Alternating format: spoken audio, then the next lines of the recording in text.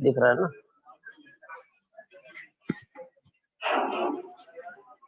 चलो बेटा साउंड क्या डिस्कशन हुआ था? पीएच की बात चल रही और पीछे हमने लगा था कि ये देखो ये सब बातें हो गई थी, ठीक है। इस सारा का सारा मैटर हम लोगों ने पढ़ लिया है। पोस्ट वार डाइल्यूशन लॉ हो गया, रिलेटिव स्ट्रेंथ बता दिया, कॉमन आयन की प्रॉब्लम की बात हो गई, पता है ना?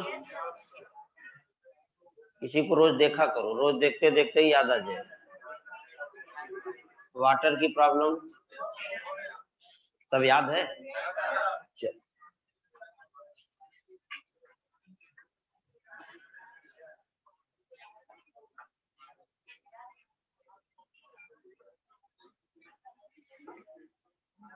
लॉग एंटी लॉग क्लियर है?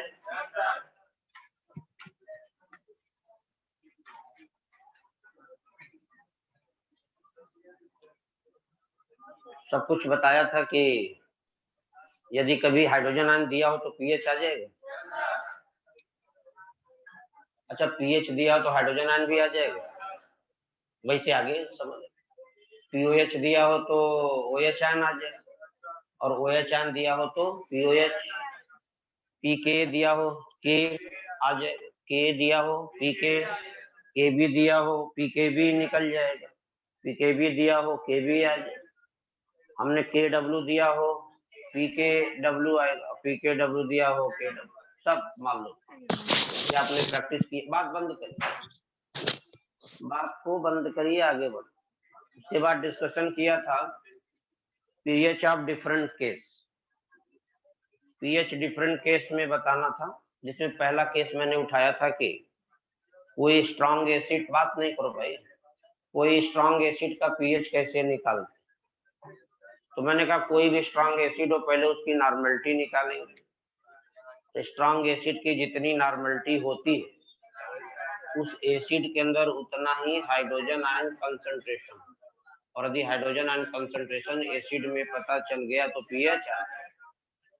फिर और आगे बढ़ गए, मैंने कहा कि पीएच बताया था स्ट्रॉन्ग बेस कोई हो उसका पीएच निकालना।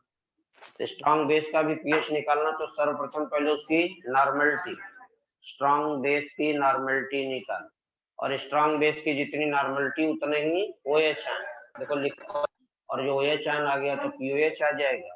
और जैसा कि पीछे हम लोगों ने पढ़ रखा है कि पीएच और पीओएच का सम 14, तो बस पीओएच निकाल के 14 में से माइनस कर देना, पीएच। एग्जाम्पल भी कराए थे। उसके बाद डिस्कशन और आगे बढ़ा तो मैंने कहा कि हमें मिक्सचर का पीएच निकाल। अच्छा हाँ, पीएच ऑफ वीक एसिड या वीक बेस। वीक एसिड या वीक बेस है तो पहले हम उसमें ओस्टवाल डाइल्यूशन लॉ लगाएंगे। क्या? ओस्टवाल। अब ओस्टवाल डाइल्यूशन लॉ की सहायता से पहले यदि वीक एसिड है तो उसमें H प्लस आयन निकाल, वीक बेस है तो उसमें OH आयन। सब नियम नियमावली सब पता है, कहीं कोई दिक्कत नहीं होगी, निकाल के देखना है, सारे क्वेश्चन लगवाया भी था। फिर उसके बाद बात आई थी calculation of pH of mixture. Mixture का पीएच निकाल। मिक्सचर तो कई तरीके से बन सकता है, एसिड एसिड को मिलाएं मिक्सचर बनेगा, बेस बेस को मिलाएं मिक्सचर बनेगा, एसिड बेस को मिलाएं मिक्सचर बनेगा। तो 3 केस हमें बताना था, जिसमें पहला केस डिस्कशन किया था कि when 2 or more strong acid are mixed together, हो गया था। जब 2 या 2 से ज्यादा स्ट्रॉन्ग एसिड को मिलाएं तो मिक्सचर का पीएच कैसे निकाल। बात बंद करिए भाई, बात बंद करिए। टाइम से आने की आदत डाल लीजिए, नहीं पढ़ रहा है तो कोचिंग में आने की ऐसा कोई बहुत नीड नहीं है, आराम से दूसरी क्लास में आइए। पहली क्लास करना जरूरी थोड़ी है। क्या जरूरी है पहली क्लास कर लो?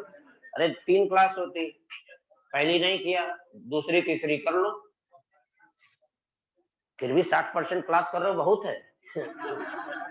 अरे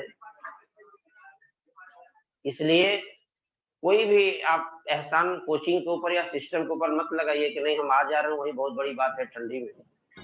आप घर पे बैठिए, आराम से रेस्ट करिए, वो ज्यादा जरूरी है। समय है, जिंदगी है, बड़ी लंबी जिंदगी, कभी न कभी अपना देखेंगे, जब मन आएगा तो पढ़ेंगे। दबाव में मत पढ़िए, पढ़ने का दबाव में पढ़ेंगे तो कुछ नहीं होने वाला। क्लास डिस्टर्ब होती है ना, बातें नहीं कि आप आते हैं देर से, हमें नहीं दिक्कत है, आके अपना पीछे बैठ जाओ, क्लास डिस्टर्ब ना हो, हमें कोई तकलीफ नहीं। लेकिन अब आ रहे हो देखे जा रहे हैं, आ रहे हैं, अरे कोई ये नहीं। और आगे से मैं सच बता रहा हूँ, बाहर या तो आपको रुकवा दूंगा, खराब लग जाएगा, गेट बंद करवा दिया, 8 बजे गेट बंद हो जाएगा तो उसे क्या मिलेगा? चोट लगेगी दिल पे, कर यार बड़ा गड़बड़ कर दिया।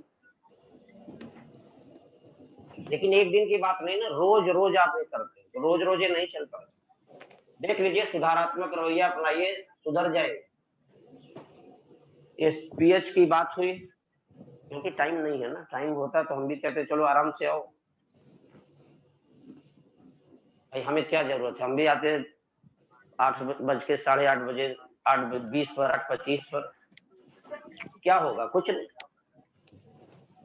लेकिन वो चीज ठीक नहीं, वो लंबे समय तक के लिए नहीं। 1 साल कर दूंगा, चलो ठीक है, ऐसा मत करिए। ठंडी है, ठंडी से आप प्रभावित होते हैं, ये आप कमजोर हैं इसका मतलब। अपनी कमजोरी को छुपा के रखिए, घर में ही रहिए, दुनिया के सामने कमजोरी दिखाने की जरूरत नहीं है। मर्सी, दया भाव मत के, नहीं लोग बड़ा दया करेंगे, नहीं ठंडी है और सब लोग दया करें उनके ऊपर। ये ठंडी गर्मी जिसको बहुत लगती है, वो आराम से रेस्ट करो, दूसरा काम करो, बहुत दुनिया में काम, असंख्य काम है, ठीक है। नहीं, क्लास डिस्टर्ब होती है, मैं इसलिए कह रहा हूँ, बाकी और कोई हमें दिक्कत नहीं, बाकी आपकी मर्जी, अपने हिसाब से करो। Calculation of pH of mixture की बात चल, ठीक है।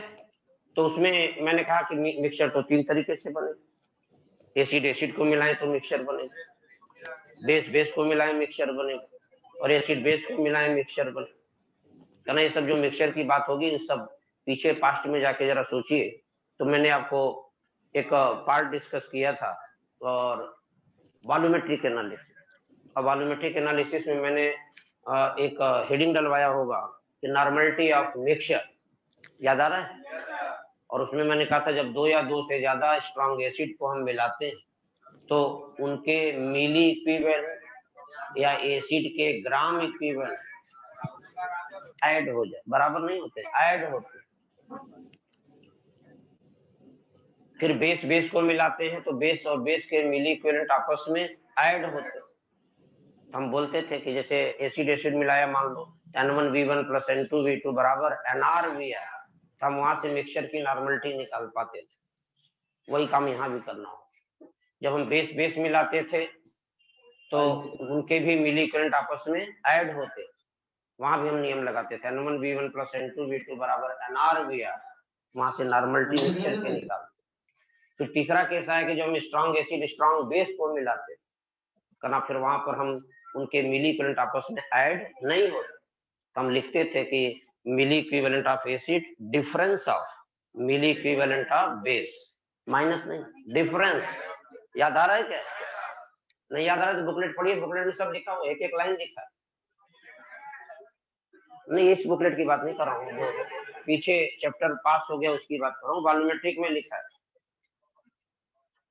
बुकलेट तो देखिए, मैं क्लास जब तक पूरी कवर नहीं हो जाएगी नहीं दे पाऊंगा, क्योंकि बुकलेट में फिर आप लोग लिख के थोड़ा सा पढ़िए, उससे थोड़ा स्पीड अच्छी मेंटेन हो जाएगी। अरे हम करें, रोज मान लो कोई स्विमिंग देखने जा रहा है, हम चलो तैरना सीखना चाहते हैं, और रोज कोई तैर रहा है उसी को देख रहा है, तो रोज अपना एडमिशन करा लो और जाके वहीं आधे घंटे देखो। अच्छा, किसी को तैरते हुए आधे घंटे देखो, फिर वापस आ जाओ, क्या तैरना आ जाए?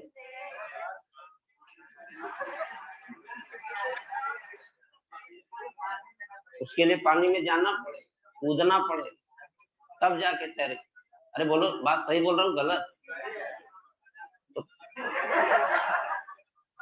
ठीक है, तो तुम देखो बैठ के, चलो। ठीक है, चलो कोई बात नहीं, हर आदमी का अपना व्यू है, कोई देख के सीखता है, कोई करके सीखता है, ठीक है, वो तो अपना अपना व्यू। चलो ठीक, टाइम वेस्ट न करो जल्दी।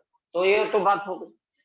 तो मैंने कहा जब एसिड और बेस को मिलाते तो उनके मिली इक्विवेलेंट आपस में ऐड नहीं होते, तो हम यहाँ लिखते थे N1V1 डिफरेंस ऑफ N2V2 बराबर होता है NR/Br।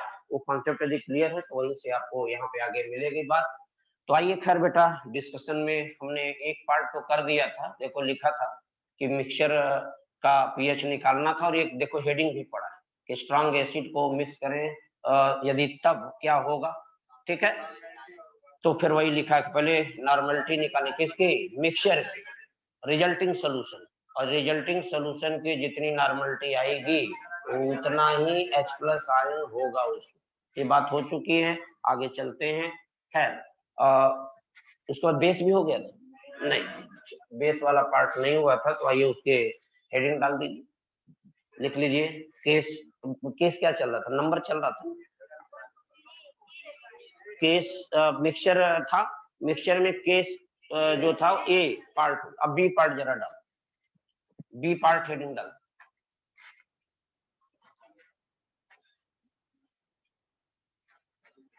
कैलकुलेशन ऑफ, या इसे हेडिंग डाल दो कि व्हेन, ऐसे लिखो when 2 are more strong base are mix together, B part डालिए कि when 2 or more strong base are mixed together, when 2 or more strong base are mixed together, ना दो या दो से ज्यादा स्ट्रॉन्ग बेस को यदि हम मिलाएं मिक्सचर का पीएच निकालना चाहें, तो फिर यहाँ पर आपको एक काम करना पड़ेगा, 3 काम में कर लेना और समझ में आ जाएगा। क्या, सुनो बेटा, पहला तो वर्क आपको करना होगा, लिख दो find the normality of resulting solution, speed बढ़ा के थोड़ा करना, find the normality of resulting solution, find the normality of resulting solution, resulting solution he mixture है, या मिक्सचर भी लिख सकते हो ब्रैकेट। और कैसे आएगा नॉर्मलिटी, तो कहना फिर वो तो नियम हमें मालूम ही है। क्या नियम, सॉरी नियम क्या मालूम है भाई, नियम ये मालूम है कि हम लिखेंगे N1V1 प्लस N2V2 बराबर हो जाएगा NR/Br। बेटा यहाँ से नॉर्मलिटी निकाल। दूसरे नंबर पार्ट पे लिखना कि normality of mixture will be equals to OH ion concentration in solution. Normality of mixture मतलब जो NR होगा यही हाइड्रोक्सिल आयन कंसंट्रेशन के बराबर हो। लिख लो, लैंग्वेज में लिखना चाहो लिख लो, normality of mixture will be equals to hydroxyl ion concentration in solution, ठीक है। उसके बाद तीसरे नंबर पे कहना कि फिर हम जब ये लिख लेना, दैट इज करके आगे लिख लो NR बराबर OH आयन कंसंट्रेशन, और यदि OH ion concentration basic solution में आ गया तो फिर हम POH निकाल सकते हैं। POH इक्वल टू होगा minus log OH ion concentration, और POH आने के बाद फिर हम pH निकाल लेंगे, कहना 14 माइनस POH करेंगे, pH आएगा। ये सब बड़ी हल्की बातें कर रहा हूँ, आगे बहुत बड़ी बड़ी बातें हैं, लेकिन जल्दी से थोड़ा सा कवर कर लो, ये हो जाए। इसका उदाहरण देना चाहूँ कि एक उदाहरण भी जरा सा देख लो, एक एग्जाम्पल पे चर्चा करूं। देखो मैंने कहा ये NaOH स्ट्रॉन्ग बेस, देखो भाई फर्स्ट ग्रुप हाइड्रोक्साइड या सेकंड ग्रुप के जो हाइड्रोक्साइड होते हैं वो स्ट्रॉन्ग बेस होते हैं, स्ट्रॉन्ग बेस। फर्स्ट ग्रुप का कोई एलिमेंट उनका हाइड्रोक्साइड स्ट्रॉन्ग बेस होता है, सेकंड ग्रुप का कोई एलिमेंट हो उनका हाइड्रोक्साइड स्ट्रॉन्ग बेस होता है। NaOH है, जैसे मान लो यहाँ पे KOH ले, KOH, ये चलो मान लो दोनों स्ट्रॉन्ग बेस, चलो इसकी नॉर्मलिटी दी गई N1, मान लो इसकी नॉर्मलिटी 0.01 दी गई, इसका वॉल्यूम दिया गया V1 मान लो 200 ml, ये भी बेस है, इसकी नॉर्मलिटी N2 है, मान लो इसकी वैल्यू है 0.01 और इसका वॉल्यूम मान लो है 300 ml, सपोज करिए ऐसा ही मान लिया। दो स्ट्रॉन्ग बेस हैं, दोनों की नॉर्मलिटी गिवन है, दोनों का वॉल्यूम गिवन है, हमने दोनों को मिलाना था, चलो भाई मिला दिया, ये देखो मिला दिया, दोनों को मिलाया। बताओ बेस बेस मिलाएंगे तो मिक्सचर भी क्या होगा, बेस ही।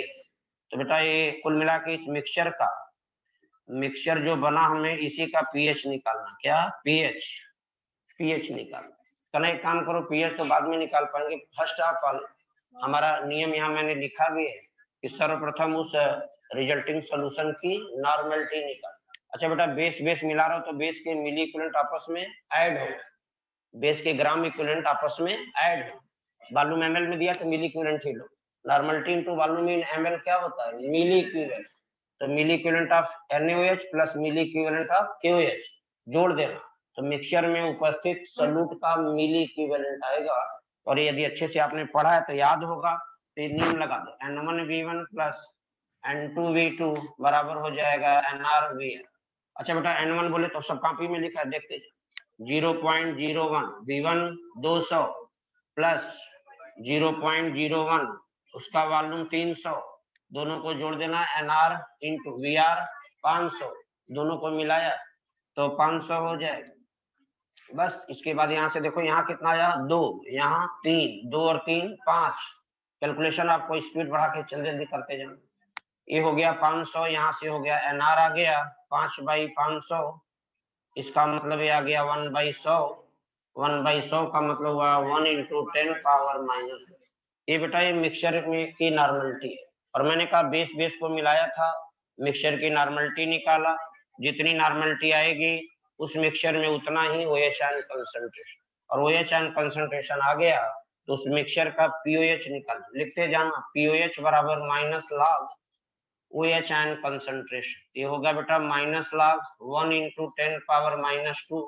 सॉल्व कर देना, यहाँ से POH आ जाए, डायरेक्ट करें तो क्या आंसर आएगा 2, 2 माइनस log 1 आएगा, 2 माइनस log 1 आएगा, log 1 0 ना लिखो, छोड़ो हटाओ, बस इतने से काम चला लो। इसका मतलब POH 2 आया, POH क्या आया 2, लेकिन हमें निकालना क्या था pH, तो pH बराबर होगा 14 - 2 ये 12। इसका मतलब इस मिक्सचर का जो अभी मैंने लिया था उसका pH मान कितना आएगा 12, pH का मान आ गया कितना 12। इसी सब केस में चलो बना लिया, लिख भी लिया होगा, स्पीड में जरा करते चलो, फिर यही सवाल सेम यही उठा लो, आप लिखना, दोबारा लिख लो, दोबारा लिख लो, एक एग्जाम्पल बना लो, ऐसे एग्जाम्पल फिर दूसरा बना लो, सारी कहानी सब कुछ यही रही। इसी में मैं पानी मिला रहा हूँ, क्यों मिला रहा हूँ, अरे भाई पानी मिलाने से एक रिजल्ट आएगा वो दिखाना चाह रहा, जरा से देखो, इसमें हमने इसी में वाटर ऐड करो, चलो इसमें मान लो हमने पानी मिला दिया, कुछ भी मिला लो, एक सिंपल कैलकुलेशन कर रहा हूँ, 500 ml पानी इसमें और मिला, इतना भी मिला सकते हो, कोई जरूरी नहीं कि 500 ही मिलाओ, 1500 मिला दो, 1000 ml मिला दो, कुल मिला के दोनों बेस बेस को तो मिलाया, साथ में इसमें वाटर भी ऐड किया। बना लो, ऐसा चित्र बनाते रफ जैसे करना है, हमने कहा बस याद के लिए लिख लीजिए बेटा, बात नहीं करें, बात नहीं करें, उनको इधर देखो क्या बात कर रहे हो, इधर देखो, फटाफट आगे बढ़ो। बना लिया केस, केस बना लिया, चल फिर काम वही करो, बेस बेस मिलाया रहा, पानी चलो अलग से मिला दिया, कोई बात नहीं, मिलाने हम तरीका फिर यही लगाएंगे, लिख लीजिए यही तरीका लगा, पहले मिक्सचर की नॉर्मलिटी निकाल, नॉर्मलिटी निकालना फार्मूला फिर यही लगेगा, N1V1 प्लस N2V2 बराबर NRVR, बस यहीं पे VR बदल जाएगी, बताओ VR कितना हो जाएगा, बोलो भाई 1000 हो जाएगा, क्यों, पानी भी मिला है, तो बताओ बेस बेस मिलाया उनके तो चलो वॉल्यूम ऐड ही हो जाएंगे, लेकिन पानी मिलाने के बाद अब मिक्सचर का वॉल्यूम यहाँ पे VR रख देना 1000, बस 1000 रख के जरा सा सॉल्व कर दीजिए, ये आपका क्या निकल के आएगा, जरा देखना, इधर आएगा 5, 2 और 3 यहाँ जुड़ेगा 5, और 5 बाई का क्या 1000, और ये NR आएगा, और ये वैल्यू आ जाएगी कितनी 5 × 10 पावर -3। अच्छा बेटा ये बताओ, मिक्सचर की नॉर्मलिटी है, और जितनी नॉर्मलिटी आएगी कहना मिक्सचर में उतना ही OH आयन कंसंट्रेशन, और OH आयन कंसंट्रेशन आ गया तो फिर POH आ जाएगा, क्या POH निकाल लीजिए, आलस मत करना, लिखना जरूर एक एक पार्ट को, तो POH होगा minus log OH ion concentration, minus log OH ion आ गया 5 × 10 पावर -3, और ये आ जाएगा आपका 3 माइनस log 5, याद आया, यस, बस यहाँ पे log 5 कितना 0.7, ये हो जाएगा 3 minus 0.7 2.3, this is the POH। अच्छा POH हमें नहीं, pH निकालना, तो आपको पीएच के लिए एक स्टेप आगे बढ़ो, 14 माइनस 2.3 11.7 ये पीएच की वैल्यू। कनार दो केस तुमने अगल बगल कराया, इन दोनों से क्या शिक्षा मिल रही है उसका शिक्षा नोट करना पड़ेगा। मेन जरूरी है कि शिक्षा क्या मिला इस शिक्षा ये मिल रहा है कि यदि हम बेस का डाइल्यूशन करेंगे तो उसका पीएच घटेगा, पीओएच बढ़ेगा, पीओएच तो बढ़ेगा। तो दोनों को कंपेयर करो। सवाल कभी स्टेटमेंट में देता है कि किसी बेसिक सोल्यूशन का हम पानी मिलाएं, डाइल्यूशन करें, तो कहना उस बेसिक सोल्यूशन का डाइल्यूशन करने से उसका पीओएच बढ़ेगा बट पीएच घटे। अच्छा पीओएच क्यों बढ़ेगा? क्योंकि पानी मिलाने से नॉर्मलिटी घटेगी, और नॉर्मलिटी घटेगी मतलब OH आयन कंसंट्रेशन घटेगा, और OH आयन कंसंट्रेशन घटेगा तो पीओएच घट बढ़ेगा, क्योंकि पीओएच और OH में रिलेशन कैसा है? इनवर्स। कहाँ पे?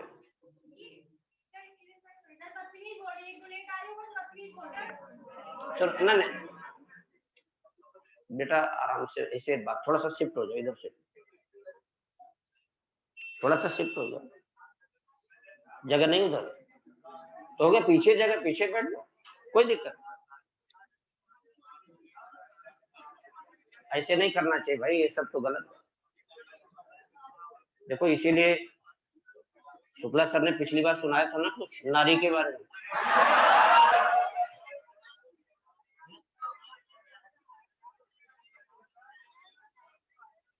सुनाए थे कि नहीं?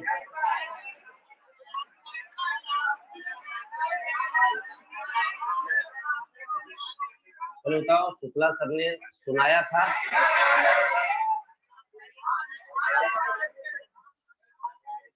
नहीं सर ने सुना दिया तो बस हो गया। हम भी चलिए ठीक है, ठीक, हम भी उन्हीं से सुनते हैं भाई। चलिए इधर तो बड़ी बड़ी बातें सुनाई तो उन्होंने नारी के बारे में, बड़े आराम से सुनाया था, कहा था बुरा ना मानना कुछ, अब बुरा ना मानना एक शब्द बोल के बहुत सारी बातें सुना दी। चलो ठीक है, ऐसा नहीं करिए, ये सब करने से कोई फायदा नहीं। टाइम से आइए, और जो टाइम से ना है वास्तव में वो पीछे जाके बैठे, वो फालतू को इसमें डिस्टर्ब न करें जो लोग पढ़ा, क्योंकि या तो टाइम से आओ, जगह लो, बैठो आराम से, नहीं तो फिर आराम से पीछे जाके बैठ जाओ, कोई दिक्कत। चल ये हो गया, खत्म हो गया ना? हाँ नोट में लिखो, नोट में नोट करके लिखो,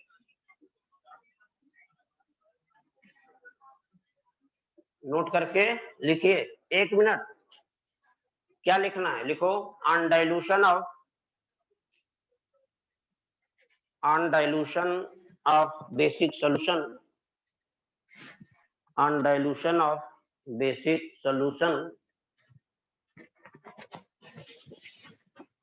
on dilution of basic solution, normality of solution decreases, normality of solution decreases, that is OH ion concentration decreases, that is OH ion concentration decreases। अच्छा OH ion घट गया तो आगे लिख लो, सो इसलिए सो POH increases, POH increases while, जबकि while pH decreases। अरे भाई pH POH का सम तो फिक्स होता है, और जब POH बढ़ेगा तो pH घटेगा, वही चीज। सो pH will be decrease। इसका मतलब एक फाइनल रिजल्ट है कि किसी बेसिक सोल्यूशन का यदि हम डाइल्यूशन करेंगे तो pH घटेगा। लेकिन इसके पहले आपने पढ़ा था कोई एसिडिक सोल्यूशन का डाइल्यूशन करते हैं तो वहां pH, ये दोनों बातों को मिक्स कर लेना, मिला के आपस में पढ़ के देख लेना, हो जाएगा। नेक्स्ट केस इसी में ए पार्ट हो गया, बी हो गया, और सी। यस सी पार्ट में आई है, कहना कि when strong acid mixed with strong base, when a strong acid mixed with strong base। सबने बात बताई थी, ब्रह्मा जी बुद्धि बांट रहे थे, नहीं नहीं नहीं सुना था सब लोगों ने?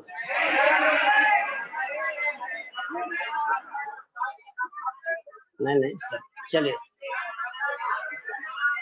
अरे यार बात फिर घुमा रहे हो बात।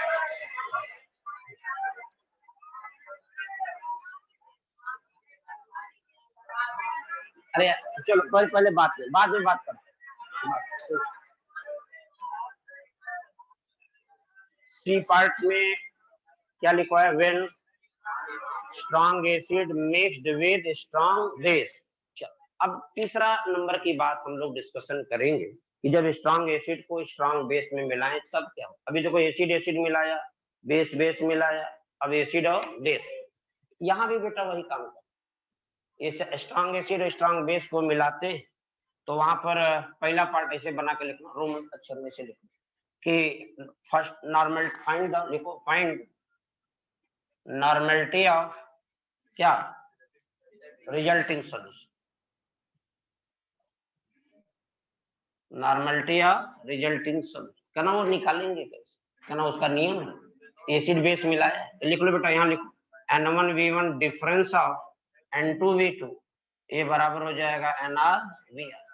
यहाँ से नॉर्मलिटी निकाल करना, ठीक है? नॉर्मलिटी तो आते हैं। अच्छा सुनो, एक बात यहाँ पे दिमाग में रखना कि यार एसिड और बेस को जब मिलाएंगे तो मिक्सचर जो बनेगा या तो एसिडिक हो या बेसिक होगा या न्यूट्रल होगा। मैंने पीछे बताया भी था, यदि एसिड का मिली इक्विवेलेंट और बेस का मिली इक्विवेलेंट बराबर है तो दोनों एक दूसरे को न्यूट्रलाइज कर देंगे, mixture will B neutral, pH will be 7।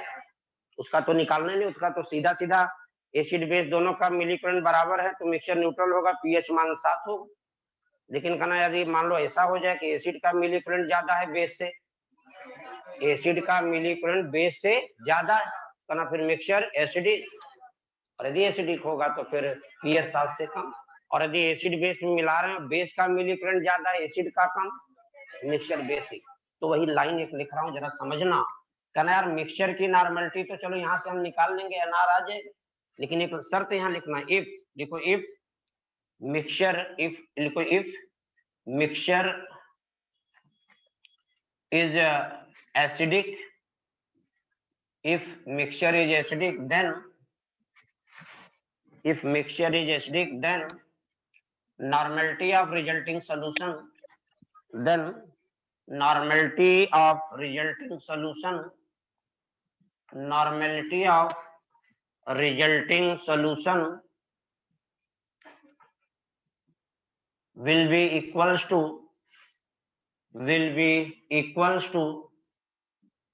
H plus ion concentration. That is, यहाँ लिख लेना इसे कि एनआर जो होगा फिर वो H प्लस आयन कंसंट्रेशन के बराबर होगा। कब? जब एसिड बेस मिलाएं, मिक्सचर क्या हो? एसिडिक। लिखा है पूरी लाइन एक एक समझना। यदि करा मिक्सचर एसिडिक होगा एसिड बेस मिलाने पर तो उस मिक्सचर की जो नॉर्मलिटी जो रिजल्टिंग सोल्यूशन की आएगी वो H प्लस आयन कंसंट्रेशन के बराबर। यदि, एक बात और लिखना है, इफ, देखो इफ mixture is basic, देखो if mixture is basic then normality of resulting solution, then normality of resulting solution will be equals to OH ion concentration. If mixture is basic then normality of resulting solution will be equals to OH ion concentration, OH ion concentration, that is, लिख देना बेटा NR OH ion concentration के बराबर, बस हो गया। अच्छा यदि मान लो एसिड और बेस दोनों के मत लिख रहा नहीं, मिली इक्विवेलेंट बराबर हो तब तो श्योर है कि मिक्सचर न्यूट्रल होगा, पीएच फिर 7 हो, तब तो पीएच निकालना ही नहीं। लेकिन यदि यदि एसिड बेस के मिली इक्विवेलेंट बराबर नहीं है तो फिर या तो मिक्सचर एसिडिक बनेगा या बेसिक। और यदि मिक्सचर एसिडिक होगा तो उस मिक्सचर की जो नॉर्मलिटी आएगी वो हाइड्रोजन आयन कंसंट्रेशन के बराबर लेना, और यदि मिक्सचर बेसिक होगा तो फिर मिक्सचर की जो नॉर्मलिटी निकालेंगे वह OH आयन कंसंट्रेशन के बराबर। बस ये दिमाग में रखना। और नॉर्मलिटी मिक्सचर की निकालेंगे कैसे, के नियम N1V1 डिफरेंस ऑफ N2V2 बराबर NRVR।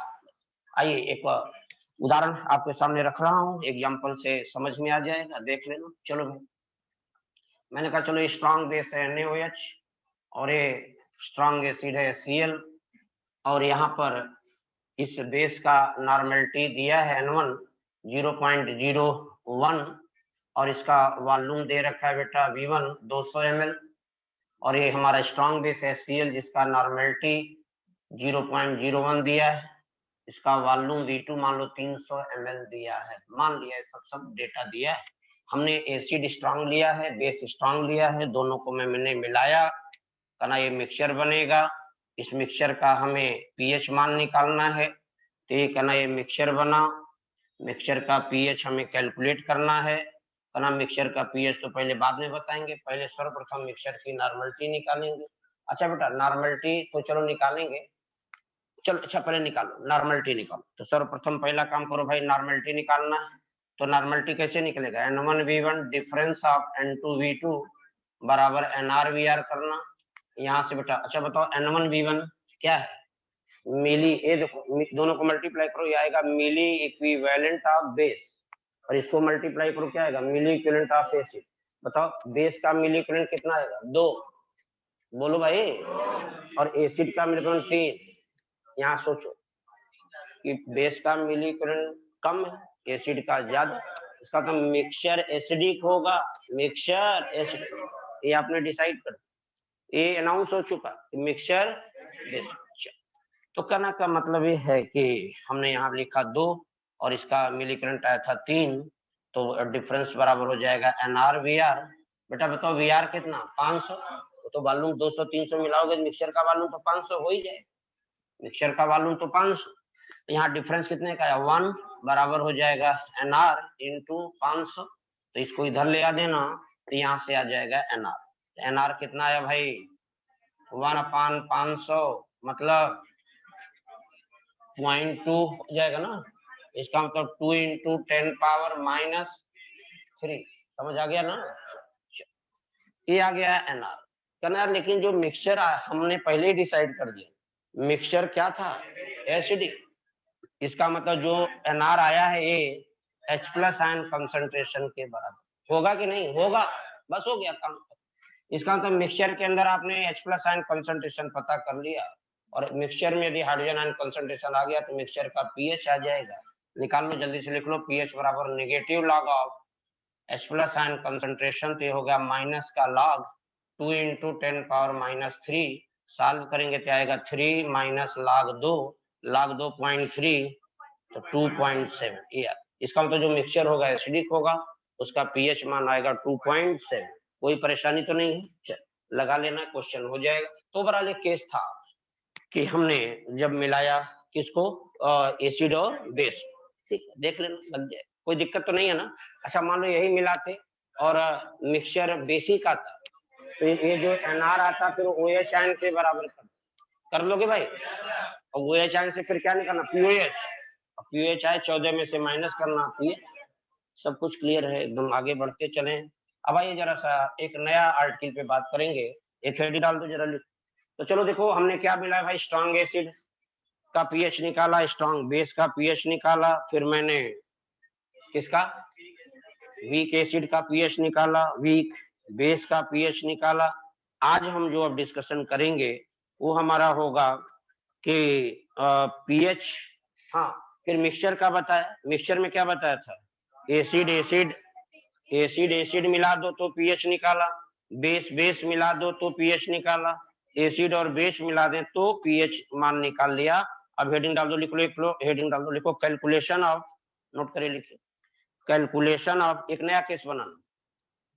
पहला केस जो जहां छोड़ा था ना पीएच ऑफ मिक्सचर में, कौन सा केस था वो, चौथा या पांचवा, देखो चौथा, अब पांचवा केस बनाए, देखो calculation of pH of solution, calculation of pH of solution obtained by mixing, देखो calculation of pH of solution obtained by mixing, obtained by mixing two acidic solution whose pH and volume are given, whose pH and volume are given, whose pH and volume are given।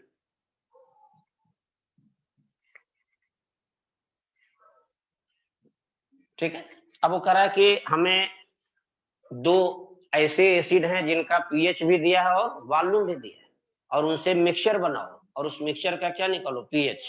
चलो, बड़ा important case बनता है, कई बार सवाल भी आया है, NCERT के एक्सरसाइज में दिया भी है। कहना यार मान लो एसिड 1 है, ध्यान से सुनो, एसिड 2 है, एक हम बताएंगे, एक आपसे एग्जांपल करवाते चलेंगे साथ साथ, दोनों दो सवाल करा के दिखाए। एसिड 1 है, एसिड 2 है, मान लो पहले वाले एसिड का पीएच 2 है, दूसरे वाले का पीएच 3 है। इस वाले एसिड का वॉल्यूम जो है वो 500 ml है, इस वाले का भी वॉल्यूम क्या है 500 ml, मान लिया 100 ले लो, जो मर्जी करो। इसका एक छोटा ट्रिक भी बताऊंगा बाद में, लेकिन अभी पूरा डिटेल पहले सुनो। ना एसिड 1 एसिड 2 को मिलाया, पीएच इसका 2, उसका 3, इसका, अच्छा पहले बताओ दोनों एसिडिक सोल्यूशन है कि नहीं है, पीएच ही देख के पता चले। पीएच यदि 2 है माने वो एसिडिक, ठीक है, स्ट्रॉन्ग एसिड है। अभी स्केल बताऊंगा जब आपको, तो बता दूंगा कि पीएच की वैल्यू मान लो 7 से कम है तो एसिडिक, लेकिन 7 से जितना ज्यादा कम है उतना अच्छा, उतना स्ट्रॉन्ग। अच्छा, पीएच 7 से ज्यादा है तो सोल्यूशन बेसिक, और जितना ज्यादा पीएच होगा उतना स्ट्रॉन्ग बेस होगा। ये बात आपको है, ये स्केल है, सोरेनसन स्केल, अभी आपको बताऊंगा तो इस डिस्कशन करूंगा, ठीक। तो चलो भाई, ये तो एसिड 1 एसिड 2 दोनों का पीएच और वॉल्यूम दिया था, और हमने कहा दोनों को मैंने मिलाया, मिक्सचर बनाया। इस मिक्सचर का कह रहा पीएच बताइए। एक तो रास्ता ये है कि इसका 2 इसका 3 तो मिक्सचर का 5, लेकिन ऐसा नहीं हो, ऐसा नहीं हो, मन में ऐसा आएगा इसका पीएच 2 था उसका 3 था, दोनों को मिलाया तो 3 और 2 जोड़ दो, इसका मिक्सचर का 5 होगा, कहना ये होगा नहीं। तो क्या होगा जरा उस पर चर्चा करो। तो कहना एक काम करो बेटा, देखो थोड़ा स्पीड लेना पड़ेगा, इधर जल्दी जल्दी करना है थोड़ा, देखो। कहना यार एक काम करो, पहले एक बात बताया था शायद आपको याद होगा कि किसी एसिड का भी हमें पीएच पता है तो उस एसिड के अंदर H+ आयन कंसंट्रेशन भी हम बता सकते, निकाला था। H+ आयन बराबर होता है 10 पावर माइनस पीएच, बोलो होता है, यस, पिछले टर्न पे बात हुई थी। तो कहना यार एक काम करो, इस एसिड में पीएच पता है, इसका मतलब इसके अंदर हाइड्रोजन आयन कंसंट्रेशन यदि निकाला जाए तो आएगा 10 पावर माइनस 2। अच्छा, यदि एसिड है हाइड्रोजन आयन आ गया, जितना हाइड्रोजन आयन उतनी ही क्या होगी नॉर्मलिटी, अभी तक बात करते थे कि जितना नॉर्मलिटी उतना हाइड्रोजन है, अब कह रहा हूं जितना हाइड्रोजन आयन उतनी नॉर्मलिटी। इसका मतलब ये आ गया कि इसकी नॉर्मलिटी आ गई, मान लो N1, मान लो इसकी नॉर्मलिटी N1 है, वॉल्यूम दी। इधर आइए, इस एसिड का पीएच दी। अच्छा बेटे, पीएच यदि 3 है, बताओ इस एसिड में H+ आयन कंसंट्रेशन क्या हो, 10 पावर माइनस, अच्छा जितना नॉर्मलिटी है उतने ही, सॉरी जितना हाइड्रोजन है उतनी नॉर्मल, मान लो इस मिक्सचर की, सॉरी एसिड की नॉर्मलिटी N2 है, वॉल्यूम V2 हो गया। दोनों बातें समझ में आ गई। अब बताओ, दोनों एसिड का नॉर्मलिटी नहीं पता था, पीएच पता था, उससे नॉर्मलिटी आ गया दोनों का, वॉल्यूम भी आ गया, फिर वही काम क्या, एसिड एसिड मिला रहे हैं तो मिक्सचर की क्या निकालो, नॉर्मल, N1V1 प्लस N2V2 बराबर NrVr, और मिक्सचर की जो नॉर्मलिटी आएगी वही हाइड्रोजन आयन कंसंट्रेशन के बराबर। नहीं तुम कैसे करोगे हाइड्रोजन आयन के बराबर, क्योंकि एसिड एसिड मिला रहे, क्या एसिड एसिड मिलाओगे भाई तो मिक्सचर क्या होगा, एसिडिक। चल वही कर लीजिए जल्दी से, इसको छापो जल्दी, ऐसा कर लो, फिर यहाँ से निकाल लो भाई Nr, तो लिखना फिर N1V1 प्लस N2V2 बराबर हो जाएगा NrVr। बस यहाँ से सॉल्व कर देना। N1 दिया बेटा 10 पावर माइनस 2, वॉल्यूम है यहाँ पर 500, प्लस N2 हमारा निकल के आया और 10 पावर माइनस 3, वॉल्यूम यहाँ भी है 500। Nr निकालना है, पहले मिक्सचर की नॉर्मलिटी निकालना, और इनटू Vr कितना होगा 1000, 500 दोनों मिलाया तो मिक्सचर का वॉल्यूम 1000 हो, ठीक है।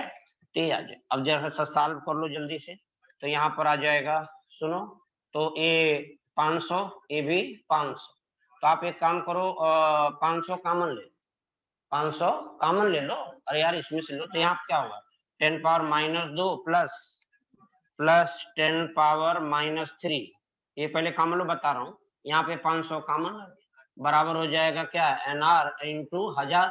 बताओ ये 500 इसको काट देगा, यहाँ क्या बचा 2 बचा कि नहीं, यस 2 आ गए। इधर आइए भाई, अच्छा इधर देखो भाई, तो ये 10 पावर -2 को मैं यदि लिखना चाहूँ तो क्या इसको मैं 10 इंटू 10 पावर -3 लिख सकता हूँ? यस।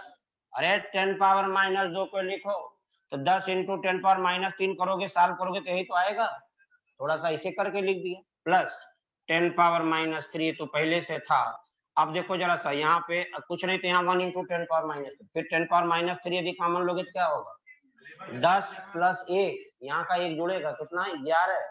11 इंटू 10 पावर -3, बोलो भाई यस।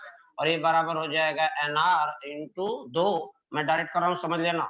ये हो जाएगा 11 इंटू 10 पावर -3 बाई 2, यही हो जाएगा NR। और 10 को 2 से, सॉरी 11 को 2 से डिवाइड करो, 5.5, तो कहना ये आ गया 5.5 इंटू 10 पावर -3, ये हो जाएगा मिक्सचर की। अच्छा बेटा, एसिड एसिड मिलाया था तो मिक्सचर कैसा होगा? एसिडिक। इसका मतलब जो NR होगा ये हाइड्रोजन आयन कंसंट्रेशन के बराबर। हाइड्रोजन आयन आ गया, अब क्या करना है? पीएच निकालना। करना वही सूत्र लगा दो, क्या? पीएच बराबर pH is equal to minus log hydrogen ion concentration minus log, ये हो जाएगा 5.5 इंटू 10 पावर -3, सॉल्व करोगे आएगा 3 माइनस लॉग 5.5। अब एक बात ये फिर फंसेगी थोड़ी सी कि यार 5 की वैल्यू जानता हूँ, 6 की जानता हूँ, ये तो 5.5, दोनों के बीच का एक हल्का से निकालो, या तो फिर एंटी लॉग की बात आएगी, फिर लफड़ा। उससे करने नहीं है, अप्रॉक्स आंसर देना है, आप कर लेना। ये हो जाएगा 3 माइनस, अच्छा बेटे ये बताओ, इधर इधर देखो, log 5 कितना होता है? अच्छा log 6 कितना होता है? 0.78, यही तो होता है। कर यार इन्हीं के बीच, अच्छा ये 5 ना तो है ना तो 6 है, 5 और 6 के बीच का, तो कुल मिला के इसी का बीच का एक वैल्यू लिखना, 0.74 कर लो, ऐसे बीच में एक आंसर आ जाए, तो ये हो जाएगा कुल मिला के 0.74 कर लो, लगभग। ऐसा नहीं कि वही आएगा, लगभग मैंने बता दिया कि 7.7 से ज्यादा और 0.78 से कम, यही वैल्यू आ गई। यहाँ से भाई पीएच आ जाएगा। बताओ भाई पीएच क्या है? 2.26, ये पीएच माना।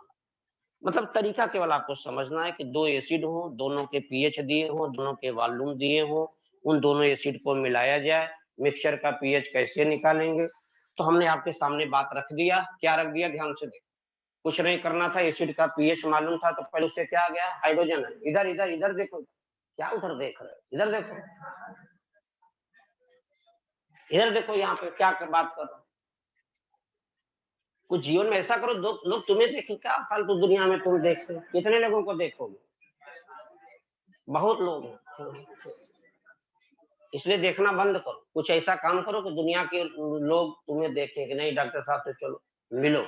और फिर जब तुम डॉक्टर बन जाओगे तो लोग फीस देंगे 1000 और रिक्वेस्ट करेंगे प्लीज डॉक्टर साहब देख लो।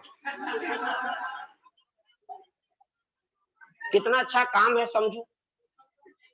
अभी कोई हमसे तो नहीं कहेगा या किसी और से तो नहीं कहेगा, लेकिन आपका प्रोफेशन ऐसा, पैसा भी देंगे और रिक्वेस्ट करेंगे प्लीज डॉक्टर साहब देख लो, और तुम अभी बिना पैसे के क्यों देख रहे हो? फालतू काम करो,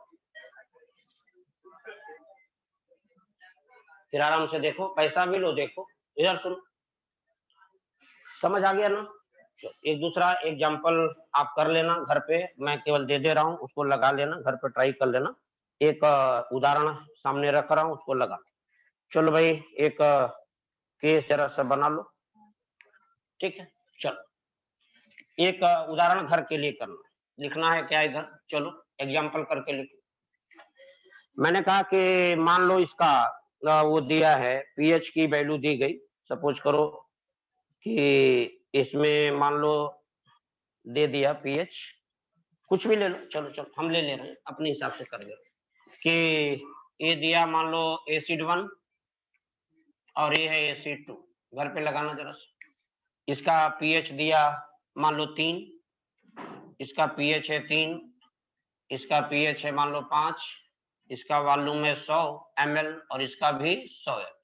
बस बेटा इन्हीं दोनों को मिला लेना, अभी नहीं लगाना है, घर पे लगाना, थोड़ा जगह स्पेस छोड़ के रखना, पीएच निकाल लेना। सेम वही टेक्निक, तरीका वही है, कोई नई बात नहीं है, कुछ नहीं करना है, एसिड 1 का पीएच एसिड 2 का दिया है, दोनों का पीएच दिया है, दोनों को मिलाओ, मिक्सचर का पीएच क्या होगा बताओ। इसके पीएच से मत लगाओ ना, मैंने कहा लगाना नहीं, केवल क्वेश्चन नोट करो।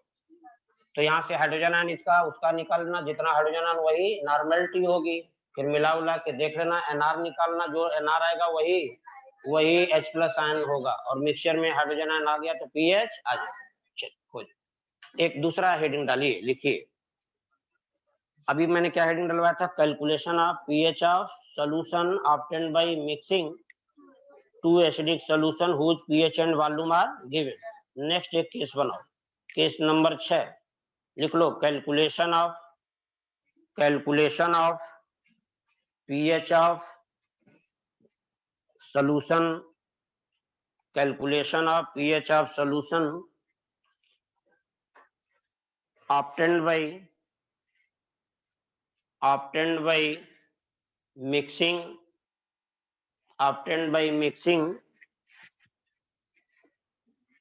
two or more basic solution, obtained by mixing two or more basic solution whose pH and volume are given, whose pH and volume are given, whose pH and volume are given, whose pH and volume are given। चलो भाई, मान लिया कि एक हमारा ये basic solution है। चलो एक उदाहरण करा रहा हूं, जैसे मान लो ये बेस है, बेस 1, दोनों स्ट्रांग बेस लिया हूं। चलो मान लो ये कह रहा है कि ये बेस 1 है और ये दूसरा है ये बेस 2 है। इसका पीएच मान लो दिया है 11, इस वाले का पीएच दिया है मान लो 9, और इसका वॉल्यूम दिया है 200 ml, और इस वाले का भी वॉल्यूम दिया है मान लो 200 ml। सुनो बेटा, पूरा पहले आर्टिकल नोट करो, क्या मैंने बोला, पीएच दिया है, नहीं क्या होगा वो बात की बात है, पहले जो लिख रहा हूँ लिख लो, बिल्कुल होश में हूं मैं, ध्यान से लिखो। pH1 मैं होश में हूँ, बिल्कुल सही लिखा हूँ मैंने, कैलकुलेट यही तो लिखवाया कि दो बेसिक सोल्यूशन हो, उनके पीएच और वॉल्यूम दिए हो, और दोनों को मिला के मिक्सचर बनाओ, उसका पीएच निकालो, ठीक है। तो क्या होगा भाई,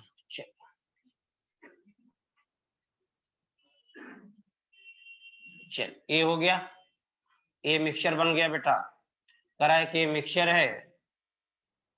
अच्छा बेस मिला रहा हूं तो मिक्सचर भी क्या होगा, बेसिक मिक्सचर हो, और सवाल में आया कि इसी का हमें पीएच बताना करना। चलो ठीक है बताता हूँ। पहले तो एक काम करूंगा कि इस बेस 1 का पीएच दिया है 11। अच्छा पीएच 11 दिया है तो क्या इसका पीओएच आ जाए, कितना 3, पीएच प्लस पीओएच होता है 14, तो पीएच तो 11 दिया, इसका मतलब इस सोल्यूशन का पीओएच मान फिक्स है कि फिर वो कितना होगा 3। अच्छा इस वाले का पीएच 9 है, तो बताओ इसका पीओएच कितना होगा 5। अच्छा बेटे एक बात और याद करो, पीछे एक बात हुई थी कि किसी बेसिक सोल्यूशन का यदि पीओएच पता है तो ओएच आयन कंसंट्रेशन कैसे निकालते हैं, 10 पावर माइनस पीओएच। ये बात बताया हूँ कि बताऊं, फिर से बताया हूँ, लिखवाया भी हूँ, जाके थोड़ा सा नोट्स पढ़ना पड़ेगा, बार बार पढ़ने से आ जाएगा। ये देखना पीओएच आ गया तो कहना इस बेस के अंदर ओएच आयन कंसंट्रेशन आ जाएगा। ओएच आयन कंसंट्रेशन क्या होगा 10 पावर माइनस 3, ओएच आयन बराबर होगा 10 पावर माइनस पीओएच, तो माइनस पीओएच की वैल्यू उठा कर रख दो तो ओएच आयन आ जाए। ऐसे यहाँ भी कर लो, इस बेस का पीओएच पता है तो यहाँ पर इसका पीओएच के बाद क्या निकाल लो, ओएच आयन कंसंट्रेशन। तो निकालते चलो जल्दी से, स्पीड बढ़ा लो फटाफट। इसका शार्ट तरीका बाद में बता दूंगा, लेकिन अभी नहीं, अभी आप केवल समझो। OH आयन हो जाएगा 10 पावर माइनस का 5। अच्छा बेटे बताओ, दोनों बेस हैं, दोनों में OH आयन पता है, तो अभी तक मैं पीछे कहा करता था कि बेस का जितना नॉर्मेलिटी उतना OH आयन, अब मैं कहूंगा जितना OH आयन उतनी नॉर्मेलिटी। इसका मतलब मैं ऐसा बोलूं तो शायद आपको कोई भी परेशानी नहीं होगी, देख लेना।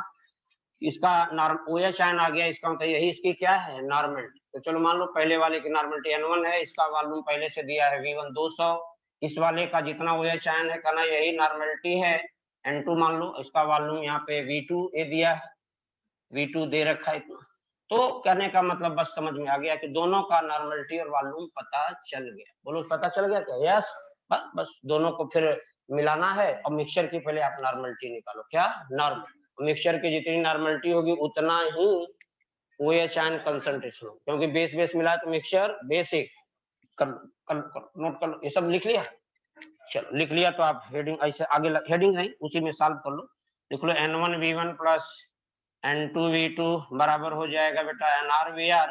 N1V1 बोलो, N1 कितना था 10 पावर -3, V1 कितना 200 लिख लो। यहाँ पर हो जाएगा 10 पावर -3 इंटू 200 प्लस इसका लिखो नॉर्मलिटी कितना 10 पावर -5 इंटू वॉल्यूम 200 और NR हमें निकालना है वॉल्यूम टोटल मिक्सचर का 400। सॉल्व कर लो बेटा। सुनो तो यहाँ से 200 कॉमन ले लो, फिर वही बात 10 पावर -3 प्लस 10 पावर -5, 200 बाहर कॉमन ले लो तो ये हो जाएगा बराबर NR इंटू VR 400 था, ये कट जाएगा। यहाँ क्या आएगा 2 आएगा, यस। अच्छा इसको जरा सा देखो मैं क्या लिखने जा रहा हूँ, इसको मैं लिख दूं ऐसे, ये देखो देखो 10 पावर -3 को यदि लिख दूं 100 इंटू 10 पावर -5। सर क्या लिख दिया ये तो, ऐसा तो कभी मैंने देखा ही नहीं ऐसे लिखा हुआ। आज देखो देखो 10 पावर -3 100 इंटू दिस, यही तो है 10 पावर -3। अरे सॉल्व करोगे तो यही तो आएगा। और पहले से यहाँ लिखा है 10 पावर -5 और ये बराबर हो जाएगा NR इंटू 2। सुनो बेटे इधर देखो, यहाँ पर इसको यदि अधूरा लगे तो ऐसे लिख दो, कोई दिक्कत नहीं। ये 1 इंटू 10 पावर -5 कर दो। अच्छा दोनों तरफ 10 पावर -5 है, बाहर निकाल लो। ये 100 प्लस 1 कितना होगा 101। चलो 101 101 इंटू 10 पावर -5 बराबर हो जाएगा NR अपान 2 कर दो भाई। 100 बाई 2 50 होता है, 100 बाई 101 बाई 2 50.5 इंटू 10 पावर -5 ये NR है। अच्छा जितना NR है वो किसके बराबर, H प्लस आयन की OH ion, OH base base को मिला तो मिक्सचर भी बेसिक, तो बेसिक मिक्सचर का जितना नॉर्मलिटी है वही हाइड्रोक्सिल आयन कंसंट्रेशन के बराबर। बस OH आयन कंसंट्रेशन हमारे मिक्सचर में क्या है पता चल गया, यहाँ से POH आएगा। क्या POH, तो देखो भाई POH बराबर आ जाएगा माइनस लॉग OH आयन, क्या लिखें 50 इंटू 10 वही 50.5 50 कर दो चल जाएगा कम, कोई बहुत बड़ी बात नहीं। 50 इंटू 10 पावर -5 कर दो भाई, ये सॉल्व कर लो बेटा POH आ जाएगा और ये आएगा 5 माइनस log 50। लो अब क्या करें 50, अरे सर 50 आ गया, अब क्या कर, अरे कुछ नहीं तोड़ो उसको, क्या होगा 10 के पावर क्या कर दें, या छोड़ो 10 के पावर ना करो, ठीक है 50 या इसे कर लो 5। हाँ ठीक है ठीक है ठीक ठीक ठीक बिल्कुल सही बोल, अरे वो आपका नियम अपने हिसाब से सोचो। हमने कहा कि इसको मैं ऐसा भी लिख दूं तो चल जाएगा, कोई बुराई नहीं है। POH बराबर साल्ट तरीका अपने हिसाब से देखना क्या करना, माइनस का लॉग। अच्छा बेटो यहाँ पर मैं 5 इंटू 10 पावर -4 कर दूं चलेगा, यस, और साधारण हो सॉल्व कर लेना तो यह जाएगा POH बराबर 4 माइनस log 5 log 5.7, ये हो जाएगा pH बराबर 3.3। इसका मतलब उस मिक्सचर का pH मान होगा 3.3। POH ये आ गया, POH आ गया 3.3, लेकिन निकालना क्या था pH। एक स्टेप आगे बढ़ो, 14 minus 3.3 10.7, this is the pH of the mixture, ये आ जाए। तो इस तरीके का सवाल भी आप आराम से टेकल कर सकते हैं, कोई परेशानी नहीं आएगी। नेक्स्ट एक डिस्कशन करने वाला हूँ कि हम आपके सामने एक बात रखेंगे, बेटा ध्यान से सुनना। और ये बात है कि अब तो हो गया, अब हम बताएंगे कि यदि कभी किसी एसिड या बेस का डाइल्यूशन करते तो पीएच कैसे निकालेंगे। किसी एसिड या बेस का क्या करें डाइल्यूशन, तब पीएच कैसे निकालेंगे। तो एक हेडिंग डाल दो, लिख लो जरा सा, देखो नेक्स्ट केस बना लेना, calculation of pH of dilute, या लिख लो पहले लिखो क्या बोला मैंने, calculation of pH on dilution, on dilution, calculation of pH of क्या, calculation of pH on dilution, on dilution of acidic solution और basic solution, calculation of pH on dilution of acidic solution और overall basic solution. किसी acidic solution या basic solution का यदि हमें dilution करें तो फिर उसका पीएच मान यदि निकालना है तो कैसे निकालेंगे, ध्यान से देख। क्या करेंगे सुनिए, समझ रहे हैं? अच्छा, डाइल्यूशन का मतलब समझते हैं? डाइल्यूशन का मतलब होता है एडिशन ऑफ वाटर या एडिशन ऑफ न्यूट्रल सोल्यूशन। किसी सोल्यूशन में न्यूट्रल सोल्यूशन मिला दो या पानी मिला दो तो सोल्यूशन का क्या होता है, डाइल्यूशन। एक लाइन छोटा सा लिख लो, dilution means addition of water, लिख लो, dilution means addition of water, dilution means addition of water, addition of water या या एडिशन ऑफ क्या, उदासीन विलयन, न्यूट्रल सोल्यूशन। कोई न्यूट्रल सोल्यूशन किसी सोल्यूशन में डाल दो तो सोल्यूशन का क्या होता है, डाइल्यूशन। न्यूट्रल सोल्यूशन भी मिला दो, जैसे NaCl का सोल्यूशन मिला दो। NaCl का सोल्यूशन कैसा होता है, न्यूट्रल। न्यूट्रल सॉल्वेंट के कोई होता ही नहीं, न्यूट्रल सोल्यूशन कोई मिला दो तो भी जो कि अंदर जाके कोई रिएक्शन ना कर। ठीक है, बिल्कुल सही लिखा, देखते जाना, थोड़ा समझ में आ जाएगा, धीरे धीरे आ जाएगा। चलो ये हो जाए तो भाई आइए डाइल्यूशन की बात करता हूँ।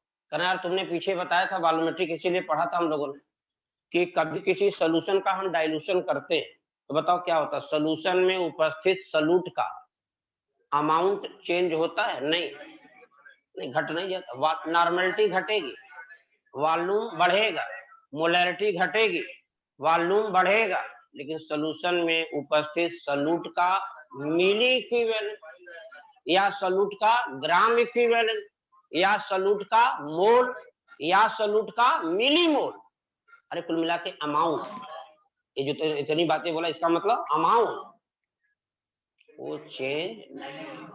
तो इसीलिए वहां एक कॉन्सेप्ट लगता है N1V1 बराबर N2V2। नहीं समझ में? अरे बोलो भाई, आई कि नहीं? तो इसका मतलब यदि कभी भी किसी एसिडिक सोल्यूशन का डाइल्यूशन करें या किसी बेसिक सोल्यूशन का डाइल्यूशन करें तो हमारा पहला काम होगा कि डाइल्यूशन के बाद उस सोल्यूशन की नॉर्मेलिटी या क्या है वो निकालना पड़ेगा। तो हमें क्या करना पड़ेगा भाई, calculate the normality of acidic solution और basic solution after dilution. Note करके लिख लो इस बात, नोट करके लिखना इस बात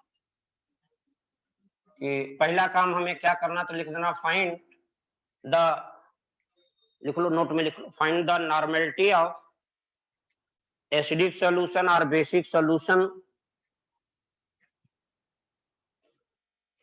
find the normality of acidic solution or ORR basic solution after dilution।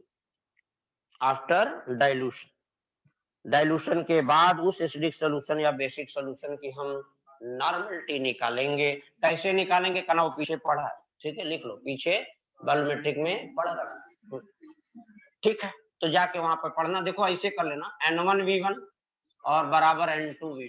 सुनो बेटा, इधर सुनो पहले, N1V1 क्या है, मिली इक्विवेलेंट बिफोर डाइल्यूशन या बिफोर, बस इतना समझ में आ जाए। ये बिफोर डाइल्यूशन वाली स्थिति थी और आफ्टर डाइल्यूशन वाली स्थिति, पानी मिलाने के बाद आफ्टर डाइल्यूशन। अच्छा, आफ्टर डाइल्यूशन, डाइल्यूशन करने के बाद आप यहाँ से दोनों बराबर करके N2 निकालना, क्या N2। अच्छा N2 आ जाए, कहना N2 तो आ जाएगा, मान लो यहाँ से हम N2 निकालेंगे तो N2 किसके बराबर होगा।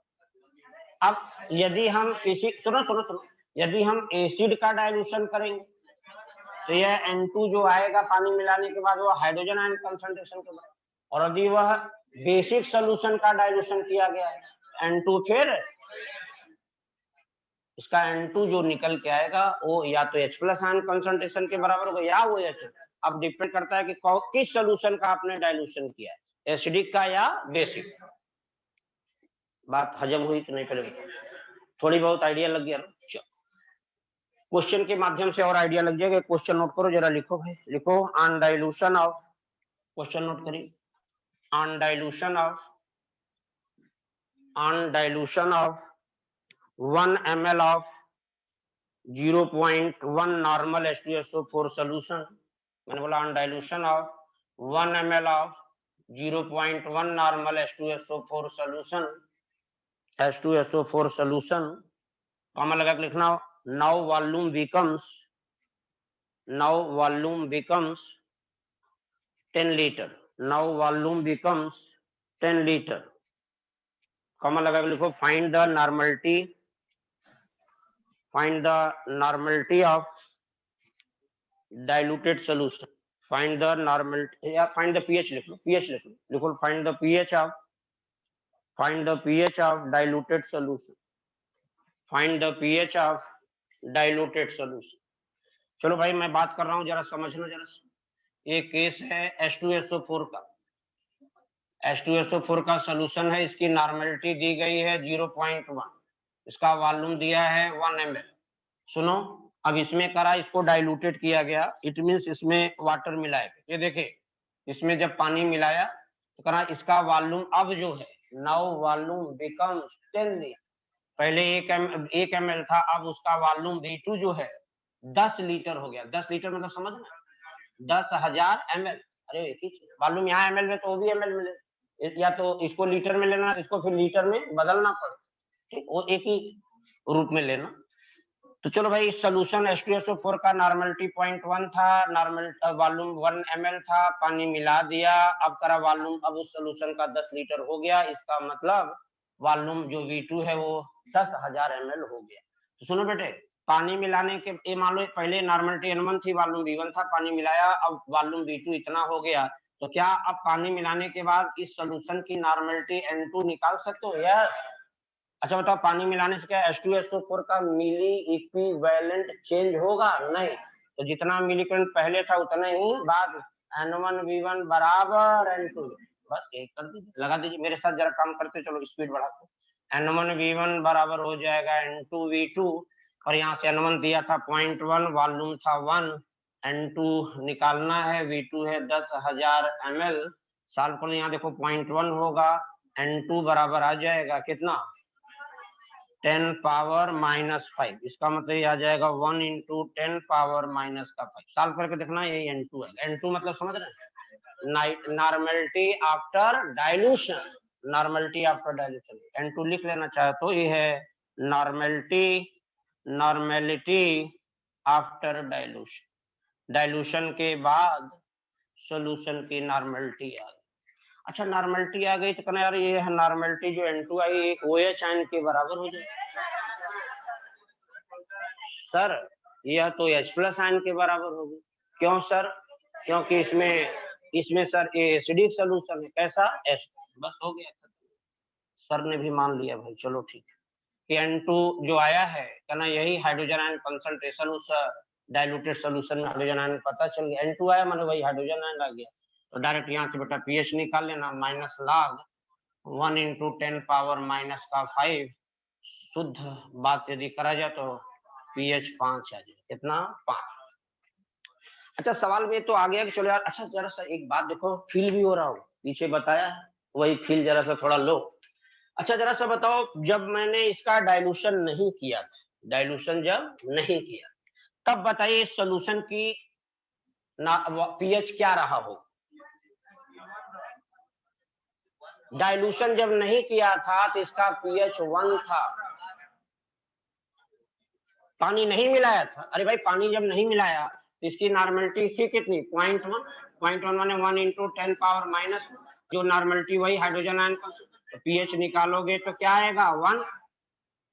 एसिडिक सॉल्यूशन का pH शुरुआत में जब पानी मिलाने से पहले 1 था, तो नॉर्मलिटी दिया, आप समझ गए, दिमाग लगा देना, 1 था, और पानी मिलाने के बाद pH 5 हो गया। देखिए यहाँ से भी रिजल्ट आया, एसिडिक सॉल्यूशन का डाइल्यूशन करेंगे तो pH बढ़ेगा, बढ़ रहा है, घटेगा तो नहीं, ये कंफर्म है, pH बढ़। अच्छा, क्यों pH बढ़ा?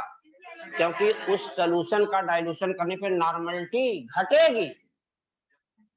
नॉर्मलिटी घटी मतलब हाइड्रोजन आयन कंसंट्रेशन घटा। भाई नॉर्मलिटी ही तो हाइड्रोजन आयन होता, तो हाइड्रोजन आयन कंसंट्रेशन घटा तो pH बढ़ा। यही कारण, कई बार नहीं बात की जाएगी, बात हो चुकी है पीछे भी, समझने के लिए बता दें, ठीक। अच्छा पूछा जाए कि अच्छा बताओ, पहले इस सॉल्यूशन में हाइड्रोजन आयन कंसंट्रेशन कितना था और अब कितना? पहले 10 पावर -1 इतना हाइड्रोजन आयन कंसंट्रेशन था इस सॉल्यूशन में, अब 10 पावर -5। तो क्या हाइड्रोजन आयन कंसंट्रेशन बढ़ा कि घटा? कितना गुना घटा?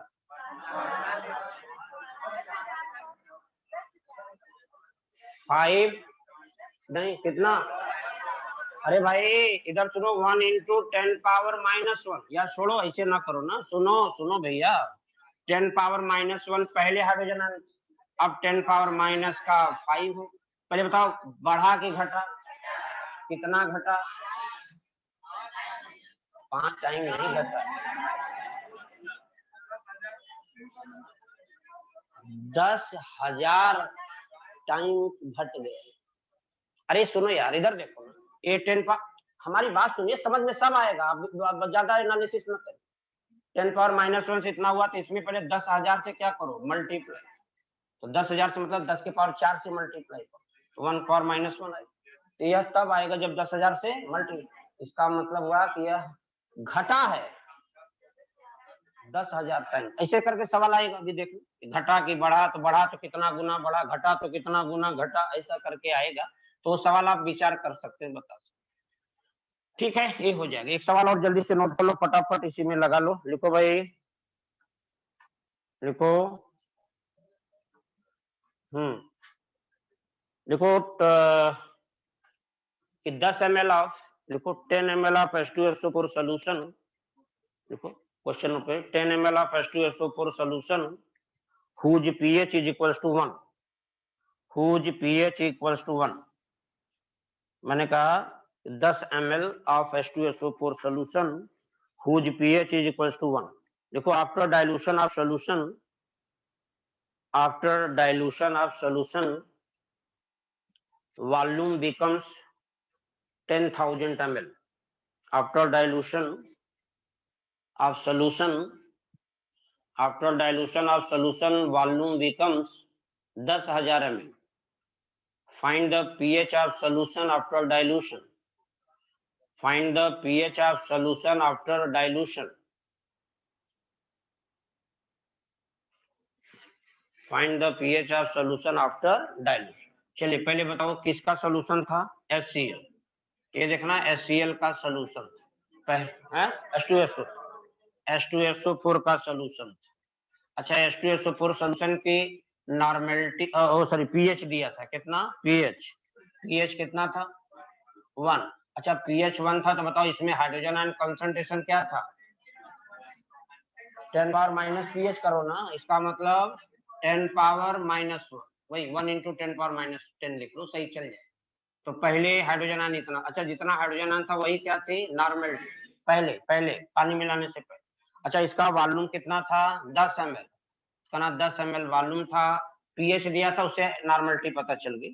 तो कहना ये N1 है, V1 है। पहले पानी मिलाया, कहना पानी मिलाने से इसका वॉल्यूम 10,000 ml हो गया। 10,000 ml हो, 10,000 पानी नहीं मिलाया, 10,000 ml पानी इतना मिलाया कि 10,000 ml हो गया। इसका मतलब इसमें 9,990 ml पानी मिलाया, 9,990 मिलाया होगा, तो 10 ml इसका जुड़ के कितना हुआ? 10,000, वही चीज। इसका मतलब V2 आ गया, 10,000 हो गया। इसका मतलब आप सुधो बेटा N2 निकालो। क्या? N2 निकाल लेंगे क्या? चल निकालो भाई। तो चलो एक काम करो, डाइल्यूशन हुआ तो यहाँ सीधा लिखो N1V1 बराबर N2V2, NRBR ना करो, N2V2 करो। N1 कितना है भाई? वो 10 पावर -1, या सीधा 0.1 लिख दो। कितना? नॉर्मलिटी कितनी? 0.1। 10 पावर -1 का मतलब क्या? 0.1 ही तो हुआ। 0.1। वॉल्यूम कितना था? 10। अब N2 निकाल लो, और V2 कितना है? 10,000। चलो भाई सॉल्व कर दो, N2 आ जाएगा। ये तो सॉल्व करोगे, इधर कितना है? 1 भाई इतना माने 1 × 10 पावर -4। अच्छा जो अब पानी मिलाने के बाद N2 आए, यही सॉल्यूशन के अंदर हाइड्रोजन आयन कंसंट्रेशन होगा, और हाइड्रोजन आयन आ गया तो फिर पीएच आ जाएगा। ये हो जाएगा माइनस का log 1 × 10 पावर -4। यहाँ से सॉल्व करना, पीएच आ जाएगा 4। इसका मतलब पीएच 4। बताओ पीएच बढ़ा कि घटा? बढ़ा। फिर देखो पहले 1 था, अब 4, बढ़ गया ना? ठीक, तो 1 से 4 हो गया, तो 3। इसका मतलब पीएच में 3 यूनिट की क्या हुई? वृद्धि। कितने यूनिट पीएच बढ़ा? 3 यूनिट, 1 से 4 हो गया, 3 यूनिट बढ़ गया। तो ये हो जाएगा बात। अब कुल मिला के कई केस हो गए, लास्ट एक आखिरी केस लिखो जरा, लास्ट केस लिख लो बेटा, जो भी केस है। कौन सा केस है? केस नंबर 7 या 8, जो भी, 8 लिखो, कोई दिक्कत। लिखिए कैलकुलेशन ऑफ, आगे लिख लो, calculation of pH, calculation of pH of the solution, calculation of pH of solution whose pH comes beyond the limit, whose pH comes beyond the limit by usual calculation या by usual method। मैंने बोला calculation of pH of solution whose pH comes beyond the limit by usual method, by usual method। है ना, किसी solution का pH यदि limit से बाहर आ जाए, बियॉन्ड द लिमिट, लिमिट से बाहर आ जाए, तो फिर कहना, फिर उस सॉल्यूशन का पीएच हम कैसे निकालेंगे वो देखना। एक दो उदाहरण से समझाता हूं, जरा समझने का प्रयास करना बेटा। जैसे सुनो, जैसे सवाल आ जाए कि हमारे पास, मान लो कहे कि भाई find the pH of, note कर लो, लिख लो, find the pH of 1 × 10⁻⁻7 molar HCl solution. करा है कि 10⁻⁻7 मोलर HCl सॉल्यूशन का पीएच फाइंड करना। चलो पहले तो हम एक अपना नियम लगाएं कि HCl का सॉल्यूशन है, स्ट्रांग एसिड है भाई, इसका मोलैरिटी दिया है। अच्छा चलो, मत कुछ करिए, आप मत कुछ करिए, हमारे साथ सपोर्ट करिए, बस इतना करिए, बाकी तो सब लगा ही लोगे, कोई बहुत नई बात थोड़ी बता, सब लोग पढ़ लिख के आए हो, ऐसा तो है नहीं कि बस सीधे यहीं आ गए। भाई पढ़ा है, कहीं कहीं कोचिंग किया या 11th 12th में पढ़ा, तो ऐसा कुछ थोड़ी बता रहा हूँ, अब बस ये प्रैक्टिस करा दे रहा हूँ, जल्दी देख लो उसको, और यही सब एग्जाम में भी आता है। ठीक है, तो बात आई कि यार ये HCl है, ये तो सोल्यूशन HCl एसिडिक सोल्यूशन है, इसका मोलैरिटी दिया। अच्छा बेटा ये बताओ, HCl सोल्यूशन जो हमारा है, करना है तो स्ट्रांग एसिड है, कैसा एसिड है? स्ट्रांग। अच्छा स्ट्रांग एसिड का बात हो गया कि इसकी मोलैरिटी दी। अच्छा बोले भाई इस एसिड का एन फैक्टर 1, बताओ बेटा इसकी मोलैरिटी दी गई है 1 × 10⁻⁻7, तो कहना जितनी मोलैरिटी है उतनी ही नॉर्मलिटी। अच्छा किसी सोल्यूशन में जितनी मोलैरिटी होती है क्या उतना ही हाइड्रोजन आयन होता है? नहीं, जितनी नॉर्मलिटी उतना हाइड्रोजन। तो कभी ऐसा मत करना कि मोलैरिटी आ गया तो वही हाइड्रोजन आयन होगा, इसीलिए सावधानी। यहाँ बाई चांस की बात है, जितनी मोलैरिटी उतनी ही नॉर्मलिटी और उतना ही हाइड्रोजन आयन सोल्यूशन में होगा। ठीक है, क्योंकि एन फैक्टर 1 है ना। ठीक है, तो इसका मोलैरिटी मालूम था, कहना जितनी मोलैरिटी होगी उतना ही उस सोल्यूशन सॉरी उस एसिड की नॉर्मलिटी। अच्छा बेटे बताओ, नॉर्मलिटी यदि सोल्यूशन का आ गया, इसका मतलब सोल्यूशन के अंदर हाइड्रोजन आयन कंसंट्रेशन भी उतना।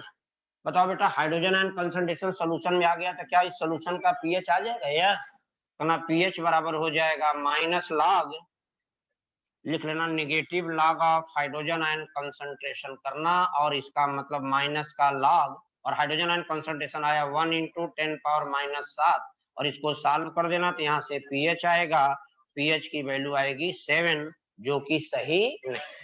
कहना क्यों सही नहीं? अरे भाई एक मिनट, एसिडिक सॉल्यूशन का पीएच मैंने यूजुअल मेथड से निकाला। कौन सा मेथड? यूजुअल, जैसा कि अभी तक मैं निकाल रहा था, यूजुअल मेथड से निकाला, पीएच 7 आ। कहना यार होगा नहीं, क्यों? क्योंकि एसिडिक सॉल्यूशन है, उसका पीएच तो हमेशा 7 से कम ही आएगा, और ये तो 7 आ गया, इसका मतलब ये बात सही नहीं। कहना फिर सही क्या है ये बात, तो फिर आगे बढ़ते हैं। एक्चुअल में बेटा एक बात आपको बताऊं, शायद आपको दिमाग में भी आ जाएगा, कि पीछे अभी तक जितना भी हमने पीएच निकाला वो एक्यूरेट नहीं था। जितना भी अभी तक 2 दिन से काम करा रहा हूँ, इसका पीएच बताओ, इसका बताओ, उसका बताओ, आप सब बताते भी जा रहे हैं, लेकिन वास्तव में वह एक्यूरेट नहीं। कहना क्यों एक्यूरेट क्यों नहीं? इसलिए नहीं है कि अभी आप सिर्फ एसिड, जैसे कोई था तो उस एसिड का H+ आयन लेके पीएच निकाल देते। अच्छा कोई एसिडिक सोल्यूशन है तो उसमें एसिड तो होगा, वाटर भी तो होगा। अरे H2SO4 सोल्यूशन है, इसका मतलब उसमें H2SO4 एसिड भी होगा और पानी भी होगा। अच्छा पानी के अंदर भी हाइड्रोजन आयन होता है? अरे बोलो होता है? यस, 25 डिग्री पर आपने पढ़ा है कि टेम्परेचर यदि 25 डिग्री हो तो सोल्यूशन में सॉरी पानी में हाइड्रोजन आयन कंसंट्रेशन होता है 1 × 10⁻⁷ और OH आयन होता है 1 × 10⁻⁷। 25 डिग्री की बात कर रहा हूं। लेकिन अभी तक मैं क्या करता था, किसी एसिड का पीएच निकालते थे या किसी बेस का पीएच निकालते थे तो मैं सिर्फ उस एसिड का हाइड्रोजन आयन कंसीडर करता था, वाटर के हाइड्रोजन आयन को छोड़ देता था। क्यों छोड़ देता था? क्योंकि मैं एसिड का हाइड्रोजन आयन का कंसंट्रेशन वाटर के हाइड्रोजन आयन कंसंट्रेशन से बहुत ज्यादा होता था, तो हाइड्रोजन आयन का कंसंट्रेशन कम जान के उसको निगलेक्ट कर देते थे। भाई जैसे 10 करोड़ रुपया हो और 2 रुपया हो, 10 करोड़ रुपया इधर हो और 2 रुपया इधर, तो क्या 10 करोड़ के आगे 2 की वैल्यू है? नहीं। आपसे कोई पूछे तो आप कहोगे 10 करोड़ हमारे पास है, उस 2 रुपए का जिक्र आप नहीं कर, लेकिन है भी वो भी रुपए ही तो है, लेकिन उसका जिक्र नहीं है। वही चीज कि कंपैरिजन की यदि बात करें तो अभी तक मैं किसी एसिड का पीएच निकालता था तो वहां पर हाइड्रोजन आयन में एसिड का लेता था, वाटर के हाइड्रोजन आयन को इग्नोर करता था क्योंकि वो बहुत छोटा होता था। लेकिन अब जो मैं केस की बात कर रहा हूं, यहाँ पर उस एसिड का मतलब वो वेरी वेरी डाइल्यूटेड केस है। कैसा? Very very. देखो उसमें एसिड का हाइड्रोजन आयन कंसंट्रेशन है कितना, देखो यही बात कर लो। बताओ इस एसिड का हाइड्रोजन आयन कंसंट्रेशन, ये जो हाइड्रोजन आयन आया है ना बेटा, ये एसिड का हाइड्रोजन आयन है। किसका? एसिड। और करना 25 डिग्री पर पानी के अंदर भी हाइड्रोजन आयन कंसंट्रेशन इतना ही होता, तो क्या इसका ये जो एसिड का हाइड्रोजन आयन है क्या पानी के हाइड्रोजन आयन की तुलना में क्या बहुत ज्यादा है? ना। क्या बहुत कम है? ना, बराबरी। तो कहना अब वाटर के हाइड्रोजन आयन को इग्नोर, वही बात, इधर 2 रुपया इधर 3 रुपया, तो क्या 3 के आगे 2 छोड़ देंगे? नहीं, जोड़ देंगे। कितना? 5 रुपया। वही चीज है। तो कब हम छोड़ते हैं कब नहीं छोड़ते वो है, यदि बहुत बड़ा डिफरेंस है तो हटा देते हैं छोटे वाले को, बहुत कम डिफरेंस है तो फिर तो जोड़ना ही पड़ेगा। तो वही केस है कि यदि हमने कहा कि किसी एसिडिक सोल्यूशन का यदि हम पीएच निकालें, यूजुअल मेथड से देखो निकाला और उसका पीएच लिमिट के बियॉन्ड, एसिडिक सोल्यूशन है पीएच 7 से कम होना चाहिए और 7 आ गया और 7 पीएच न्यूट्रल सोल्यूशन का होता है, कहना ये संभव नहीं है, असंभव बात है। तो कहना फिर संभव क्या है? तो कहना फिर एक काम करो, इसमें ये वेरी वेरी डाइल्यूट केस है। कैसा? Very very. जहां हेडिंग डाले हो ना, जहां हेडिंग डाले वहीं लिख लेना very case of very very diluted, या वेरी वेरी डाइल्यूट लिख लो, बस वेरी वेरी डाइल्यूट लिख लो, कहीं भी ऐसे अपना एक हेडिंग डाल लो, या जहां हेडिंग डाले तो ब्रैकेट में आगे लिख लो वेरी वेरी डाइल्यूट। ये वेरी वेरी डाइल्यूट का केस है। तो कहना फिर यार ये वाला क्वेश्चन तो जो पीएच आया है सही नहीं है, तो कहना फिर सही क्या है? तो इसका देखो हम सही बात लिखने चल रहे हैं, ध्यान से सुनना। इसका मतलब ये बेटा सुनो, यहाँ पर ये जो हमारा सोल्यूशन था ना कि 1 × 10⁻⁷ मोलर HCl सोल्यूशन था, कहना इसमें पानी भी होगा और HCl भी, और HCl का जो हाइड्रोजन आयन कंसंट्रेशन था वो कितना आया था? 1 × 10⁻⁷। कहना ये hydrogen ion concentration due to acid, और कहना इसके अंदर पानी है उसका भी अपना हाइड्रोजन आयन होगा, hydrogen ion concentration due to water, ये हो जाएगा 1 × 10⁻⁷। और दोनों के जब हम ऐड करेंगे तो सोल्यूशन में total number of total concentration of hydrogen ion अब आएगा, वो आएगा 2 × 10⁻⁷।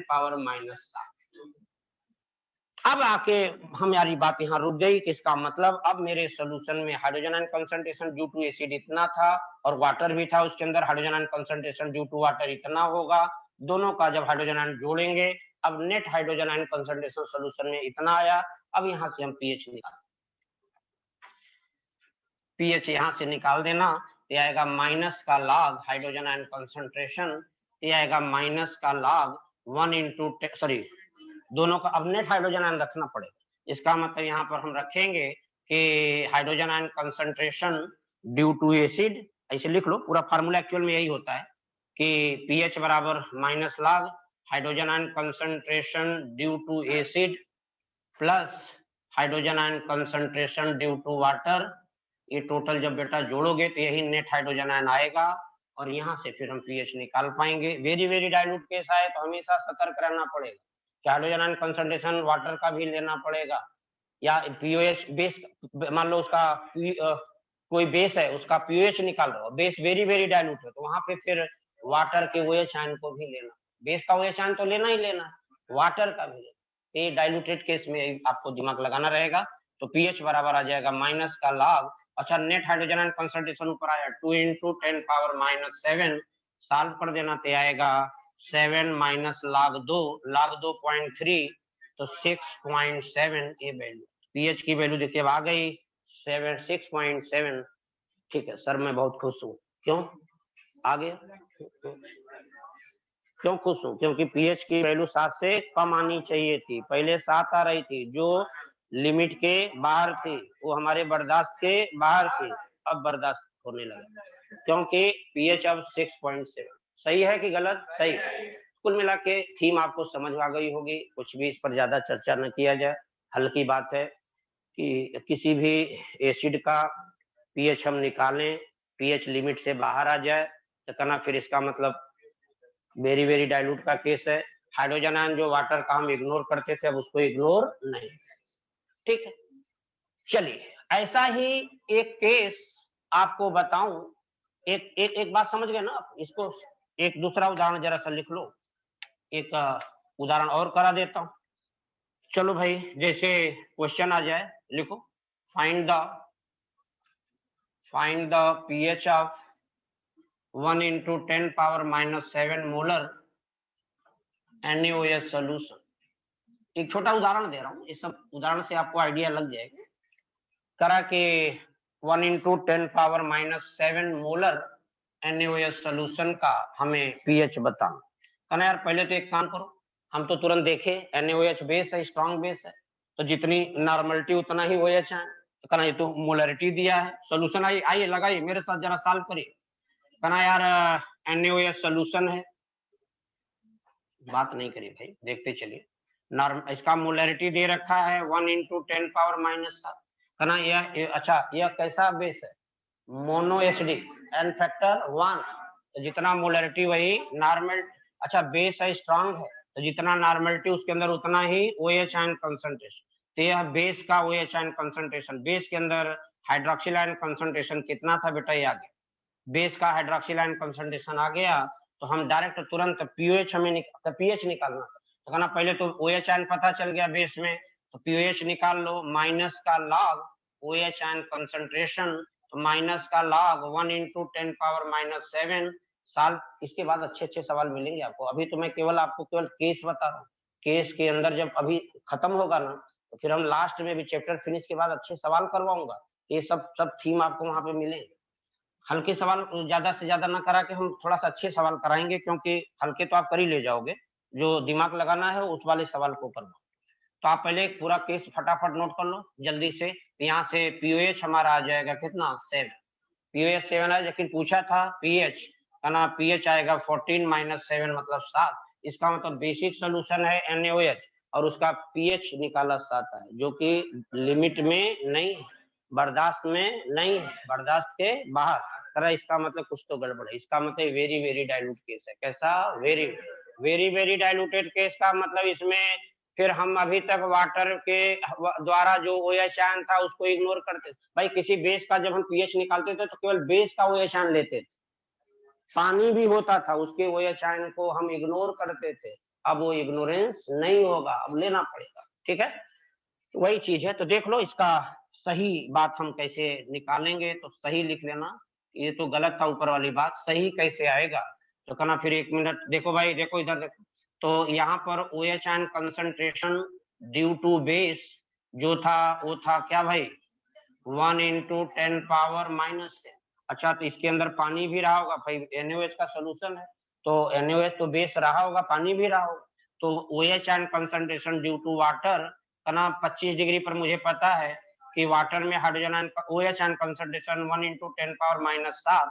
अब टोटल इनको जब जोड़ेंगे बेटा तो नेट OH आयन कंसंट्रेशन उस सोल्यूशन में आएगा, तो OH आयन कंसंट्रेशन टोटल जो आ जाएगा यही कंसीडर करना, तो 2 × 10⁻⁻, तो OH आयन आ गया टोटल, तो यहाँ से फिर उस बेसिक सोल्यूशन का पीओएच निकालना, ये आएगा माइनस का log और OH आयन कंसंट्रेशन, स्पीड बढ़ा के जरा करते जाओ फटाफट, खत्म हो गया पीएच की, खत्म कहानी समाप्त होने जा रही।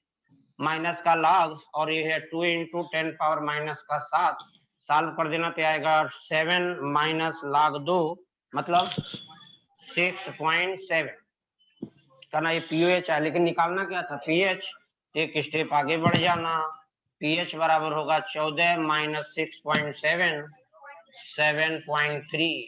अब सही है क्योंकि अब पीएच की वैल्यू बेस है, पीएच पहले 7 आ रहा था जो बर्दाश्त में नहीं था, अब 7.3 आ रहा, अब सही है।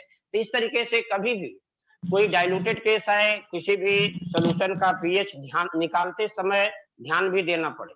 एसिड है पीएच 7 से कम ही आना चाहिए, बेस है पीएच 7 से ज्यादा ही आना चाहिए। यदि उसमें कहीं हेर फेर हो रहा है तो फिर आपको थोड़ा सा रुकना पड़ेगा, सोचना पड़ेगा। ठीक है, लग जाएगा। एक क्वेश्चन नोट कर लीजिए, घर पे लगा के ले लिखो भाई। क्वेश्चन नोट कर लो कि find the pH of 1 into 10 power minus 12 molar HCl solution। लिख लो, find the pH of 1 into 10 power minus 12 molar HCl solution। Option दिया था, पहला ग्रेटर देन 7, दूसरा लेस देन 7, तीसरा 7, चौथा 12। pH 7 होगा, 12 होगा, 7 से कम होगा, 7 से ज्यादा होगा, क्या होगा 7 से कम ही आएगा, ये आंसर होगा। लगाया नहीं, आंसर बता दी भाई, कंफर्म है pH एसिडिक है तो 7 से कम। अच्छा, नियम लगा के निकालेंगे तो pH 12 आ जाए, तो कहना वो होगा नहीं, pH 12 तो होगा ही।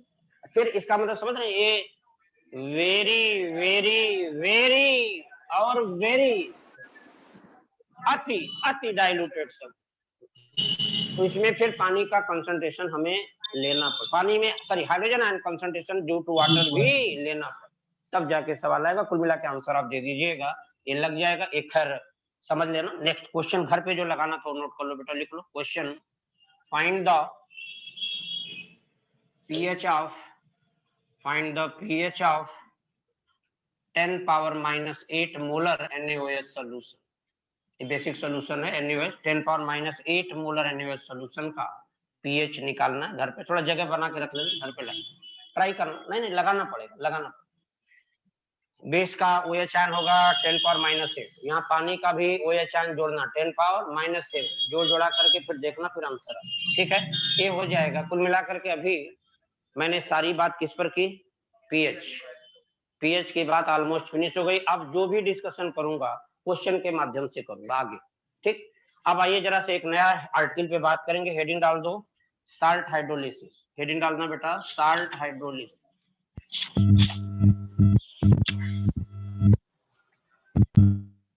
साल्ट हाइड्रोलिसिस बात नहीं करिए, नेक्स्ट आर्टिकल पे चलें। नेक्स्ट आर्टिकल पे चलें, हेडिंग डाल दो, बात नहीं करो, मना कर रहा हूं ना। वो लिख लो साल्ट हाइड्रोलिसिस।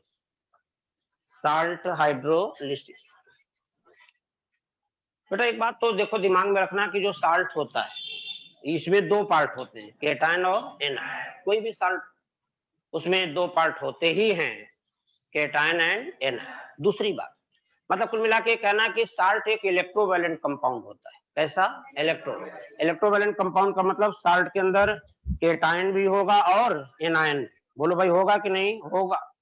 ठीक, तो अब बात आई कि साल्ट, लिख लो एक लाइन नोट करो इसमें, साल्ट देखो, salt is a electrovalent compound. जल्दी से स्पीड बढ़ा के लिखो, salt is a electrovalent compound. It means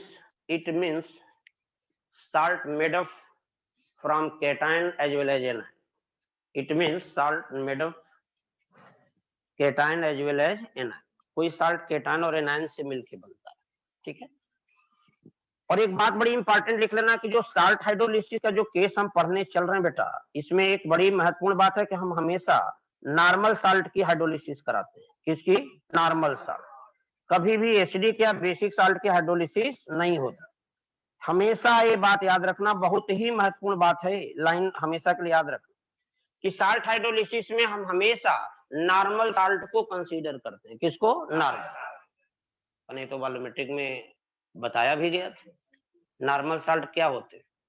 ऐसा साल्ट जिसमें रिप्लेसेबल हाइड्रोजन आयन या रिप्लेसेबल OH आयन ना हो, ऐसे साल्ट को हम नॉर्मल साल्ट बोलते हैं। और ये भी बताया था कि नॉर्मल साल्ट हमेशा एसिड और बेस के कंप्लीट न्यूट्रलाइजेशन से बनता है कि इनकम्प्लीट से। ये महत्वपूर्ण बात कि नॉर्मल साल्ट हाइड्रोलिसिस में हमेशा मैं नॉर्मल साल्ट को कंसीडर करूंगा। लिख लो, ये लाइन भी लिख लो। इन साल्ट हाइड्रोलिसिस लिख लो, in salt hydrolysis we only consider normal salt. We only consider normal salt. Normal salt क्या है? तो ब्रैकेट में लिखना, एक लाइन याद के लिए लिख लेना कि नॉर्मल साल्ट मीन्स, देखो normal salt means salt which do not have replaceable H plus ion या ORR replaceable OH. Normal salt means salt which do not have acidic, क्या बोला, H plus ion या OH। ऐसे salt को ही normal salt कहते हैं कि जो कि which do not have OH and H plus। ऐसा साल्ट जिसमें रिप्लेसेबल हाइड्रोजन आयन या रिप्लेसेबल OH आयन ना हो, ऐसे साल्ट को ही हम नॉर्मल साल्ट कहते हैं। और नॉर्मल साल्ट हमेशा complete neutralisation of acid base, acid और बेस के कंप्लीट न्यूट्रलाइजेशन से बनता है। ये सब लिखना नहीं है, सब दिमाग में रखो। सुनो सुनो सुनो भाई, जैसे हम आपको उदाहरण दे रहे हैं, एग्जाम्पल पे बात आ जाए। जैसे मैंने कहा कि जरा बताओ ये H2SO4 है। सुनो भाई इधर देखो, H2SO4 है, एसिड है, और इसका रिएक्शन मैंने NaOH से कराया। ये रिएक्शन के बाद बन गया Na2SO4 और वाटर बना। ध्यान से सुनो, ये रिएक्शन मैंने करा दिया, ध्यान से देखो। तो ये रिएक्शन के बाद ये साल्ट बना, एसिड और बेस रिएक्शन किया, ये साल्ट बना।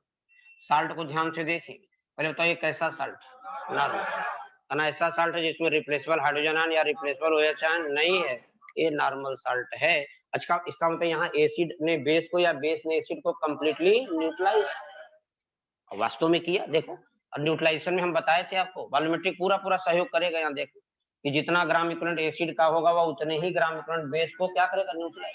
अच्छा बताओ इसका मोल कितना है? 1 मोल 1 है, और इसका एन फैक्टर 2, इसका ग्राम इक्विवेलेंट कितना हुआ? 2। अरे mole into N factor gram equivalent होता है। इसका 1 मोल न्यूट्रलाइज हो रहा है और इसका एन फैक्टर 2, तो 1 इंटू 2 ये क्या है? Gram equivalent. बोलो क्या है? और ये बताओ बेस का मोल कितना है? 2, एन फैक्टर 1, इसका ग्राम 2, इसका मतलब 2 gram equivalent acid 2 gram equivalent base को कंप्लीटली न्यूट्रलाइज, तभी तो जो साल्ट बना नॉर्मल साल्ट। ये चीज तो कहने का मतलब ये तो चलो समझ में आ जाएगी, लेकिन एक बात मैं यही लिख दूं, जरा ध्यान समझना। जैसे यही H2SO4 होता, यही H2SO4 होता और 1 मोल NaOH से रिएक्शन करता, और पता लगा ये रिएक्शन के बाद बना देता NaHSO4 और ये वाटर बना देता। तो बताओ जरा समझ के जरा बताना कि यह एसिड बेस को न्यूट्रलाइज करा, ये भी साल्ट है, लेकिन यह एसिडिक साल्ट है। क्या है? एसिडिक, क्योंकि इसके पास रिप्लेसेबल हाइड्रोजन 2 थे, इसके अंदर एक अभी है, इसका मतलब यह नॉर्मल साल्ट नहीं है।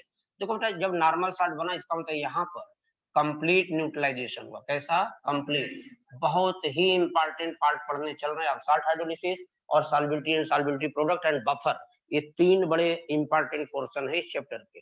बफर की पूरी बहुत डिटेल स्टडी करना है, साल्ट हाइड्रोलिसिस डिटेल पढ़ना है, सॉल्बिलिटी एंड सॉल्बिलिटी प्रोडक्ट, इन तीनों पार्ट से कई बार क्वेश्चन आए, इसीलिए बहुत ही संतुलित होकर बैठिए, आराम से पढ़ते चलिए। कंप्लीट न्यूट्रलाइजेशन, न्यूट्रलाइजेशन चैप्टर को बिल्कुल हल्का बना दो, इतना अच्छा से पढ़ लो कि लगे कि यार ये तो कुछ था ही नहीं। चैप्टर तो बहुत इजी है, लेकिन यदि आप उसको पढ़ेंगे नहीं सही से तो भारी लगेगा। सुनो, ये तो कंप्लीट न्यूट्रल। हाँ, यहाँ पे देखो एसिडिक साल्ट बना, लिख लो दोनों उदाहरण लिख लो इससे। एसिडिक साल्ट है ना, यहाँ पर इसका मतलब एसिडिक साल्ट तब बनता है जब एसिड और बेस का इनकम्प्लीट न्यूट्रलाइजेशन होता। क्या? एसिडिक साल्ट इसीलिए आया कि यहाँ पर इनकम्प्लीट न्यूट्रलाइजेशन हुआ, न्यूट्रलाइजेशन इनकम्प्लीट हुआ। ठीक है, ये दोनों उदाहरण लिख लो। Normal salt is produced by complete neutralisation of acid and base. और एसिडिक साल्ट हो या बेसिक साल्ट हो, हमेशा इनकम्प्लीट न्यूट्रलाइजेशन से बनता है। कोई तकलीफ बोलो? नहीं।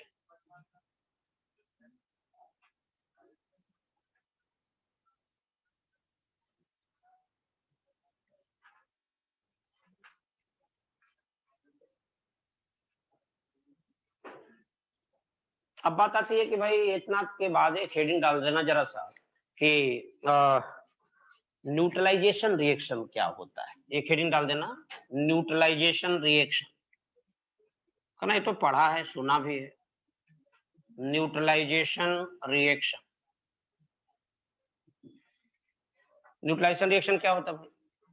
जब एसिड बेस को रिएक्शन करे या बेस एसिड से रिएक्शन करे, इस फिनोमेना को हम बोलते हैं न्यूट्रलाइजेशन रिएक्शन। तो लिख लो जरा, एक लाइन मेंशन करना न्यूट्रलाइजेशन रिएक्शन के बारे में कि न्यूट्रलाइजेशन रिएक्शन क्या होता है भाई।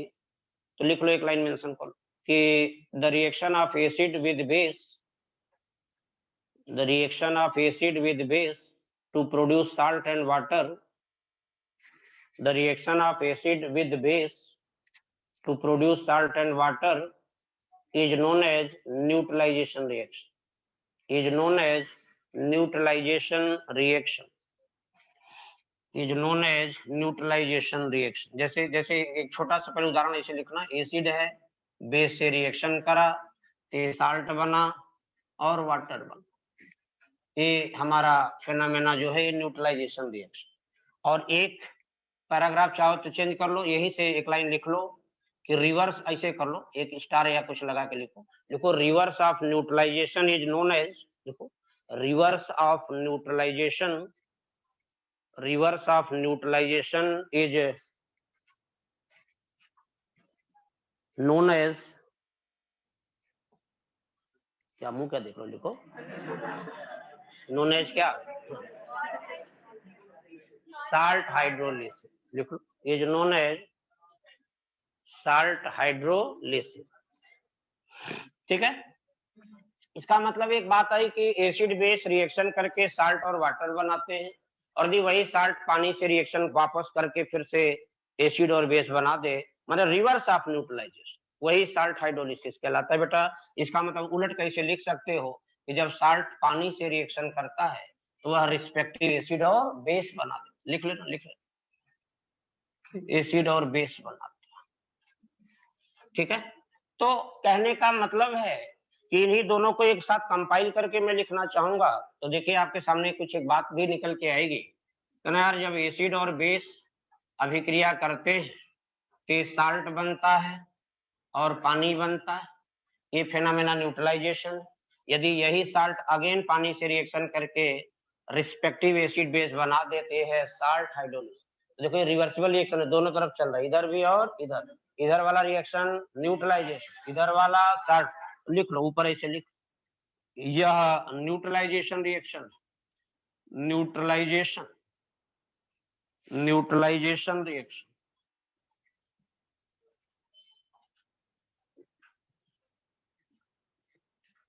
आपको मजा आएगा इस एक पार्ट पढ़ने में, बहुत अच्छा है, लेकिन थोड़ा सा, बस थोड़ा सा थीम समझ के चलना पड़े।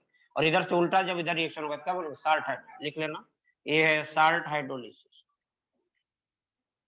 अच्छा बेटा, इधर वाला जो रिएक्शन है, मान लो इसका जो रेट कांस्टेंट है उसको मैंने के न्यू बोल दिया, के न्यू। के न्यू का मतलब रेट कांस्टेंट फॉर फॉरवर्ड। अरे फॉरवर्ड हो क्या रहा था, न्यूट्रलाइजेशन, इसीलिए उसको न्यूट्रलाइजेशन कांस्टेंट के न्यू बोल दिया। अच्छा इधर क्या हो रहा था, साल्ट हाइड्रोलिसिस, यहाँ पर KH बोल दो। KH मतलब हाइड्रोलिसिस कांस्टेंट, और ये है न्यूट्रलाइजेशन कांस्टेंट। अरे यार पीछे से पढ़ते आ रहे हो, फॉरवर्ड दिशा में रिएक्शन हो रही है तो फॉरवर्ड के रेट कांस्टेंट को KF बोलते, फॉरवर्ड माने KF, बैकवर्ड माने KB। यहाँ डायरेक्ट नाम लिख दिया के न्यू और KH, क्योंकि उधर न्यूट्रलाइजेशन हो रहा था, इधर हाइड्रोलिसिस, वही लिख दिया। अच्छा एक बात यहाँ पे लिख लेना, बड़ा इंपॉर्टेंट है, नोट करके चाहो तो लिख लो कि जो ये न्यूट्रलाइजेशन कांस्टेंट है के न्यू और जो KH है, इनमें रिलेशन इनवर्स होगा कि डायरेक्ट इनवर्स। अरे नहीं समझ पाए, समझ गए कि नहीं, नहीं समझ आई?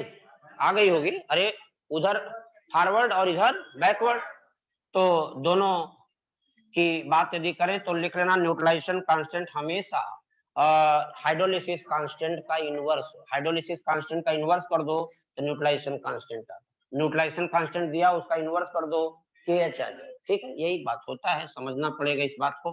अच्छा बेटा एक बात बताऊं, यहीं पे एक बात और लिखना कि देखो जैसे मैंने अभी लिखा कि एसिड, ध्यान से सुनो, जब वीक एसिड और स्ट्रांग बेस मान लो रिएक्शन करे, देखो जब कब कब साल्ट हाइड्रोलिसिस होगा ये बताना चाहते कहना, जब वीक एसिड स्ट्रांग बेस अभिक्रिया करते हैं तो ये साल्ट बनाते हैं और वाटर भी बनाते हैं, और ऐसा साल्ट, सुनो सुनो सुनो, ऐसा साल्ट जो वीक एसिड और स्ट्रांग बेस से मिलके बना, यह साल्ट वाटर से हाइड्रोलाइज होके रिस्पेक्टिव एसिड और बेस बना देता है। हमने कहा मान लो एसिड स्ट्रांग हो बेस वीक हो तो इनके न्यूट्रलाइजेशन से जो साल्ट बनेगा वह साल्ट अगेन वाटर से हाइड्रोलाइज होकर के रिस्पेक्टिव एसिड बेस बना देता है। मैंने कहा एसिड भी वीक हो बेस भी वीक हो, इनके न्यूट्रलाइजेशन से जो साल्ट बनेगा वह भी हाइड्रोलाइज हो करके रिस्पेक्टिव एसिड बेस बना देगा। लेकिन यदि एसिड भी स्ट्रांग हो और बेस भी स्ट्रांग हो तो ये भी एक दूसरे को न्यूट्रलाइज करेंगे, लेकिन साल्ट भी बनेगा वाटर भी बनेगा, बट यह साल्ट हाइड्रोलाइज नहीं है, ये जानकारी के लिए। इसीलिए मैं साल्ट हाइड्रोलिसिस में तीन ही बात करूंगा, आगे तीन केस बताऊंगा कि कहीं एनायन हाइड्रोलाइज हो रहा होगा, कहीं केटायन हाइड्रोलाइज हो रहा होगा, कहीं साल्ट का केटायन एनायन दोनों हाइड्रोलाइज हो रहा होगा। अभी सब डिस्कशन में आएगा, अभी केवल एक जनरल आइडिया में। इसीलिए अच्छा पीछे इक्विलिब्रियम में भी बताया होगा कि यह एसिड और बेस में यदि दोनों वीक हो या कोई एक वीक है तब वह रिवर्सिबल रिएक्शन होता है, लेकिन यदि दोनों स्ट्रांग है तो वह इरिवर्सिबल रिएक्शन का एग्जांपल। वही बात आज मैंने आपके सामने रखा है, इसका डिटेल डिस्कशन हमें करना है, बात को समझ।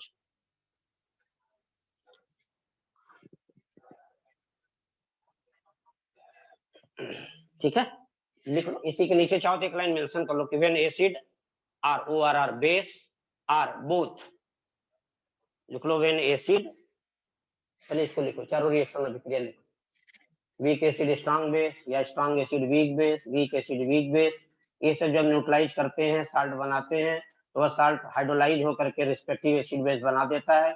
लेकिन स्ट्रांग एसिड स्ट्रांग बेस अभिक्रिया करके जब साल्ट बनाते हैं तो वह साल्ट कभी भी हाइड्रोलाइज नहीं होता, नेवर, कभी भी हाइड्रोलाइज नहीं होता। बस यही बात को समझना था। आइए जरा सा एक महत्वपूर्ण बात ये करना चाहेंगे, लिखना चाहो तो नीचे से लिख लो कि when acid are ORR base are ORR both, मैंने बोला when acid are base are both is weak then salt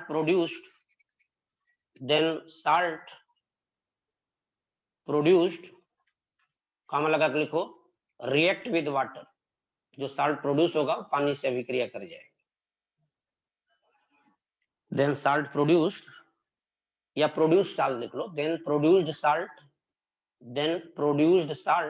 reacts with water and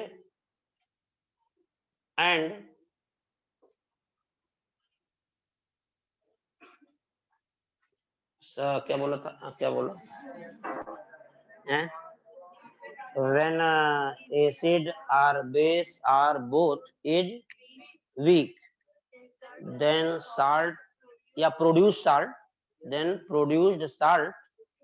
reacts with water, बस ठीक है, एंड वर्ड कुछ ठीक है, सही है, बस हो गया, एंड छोड़ दो, काट दो, एंड कर,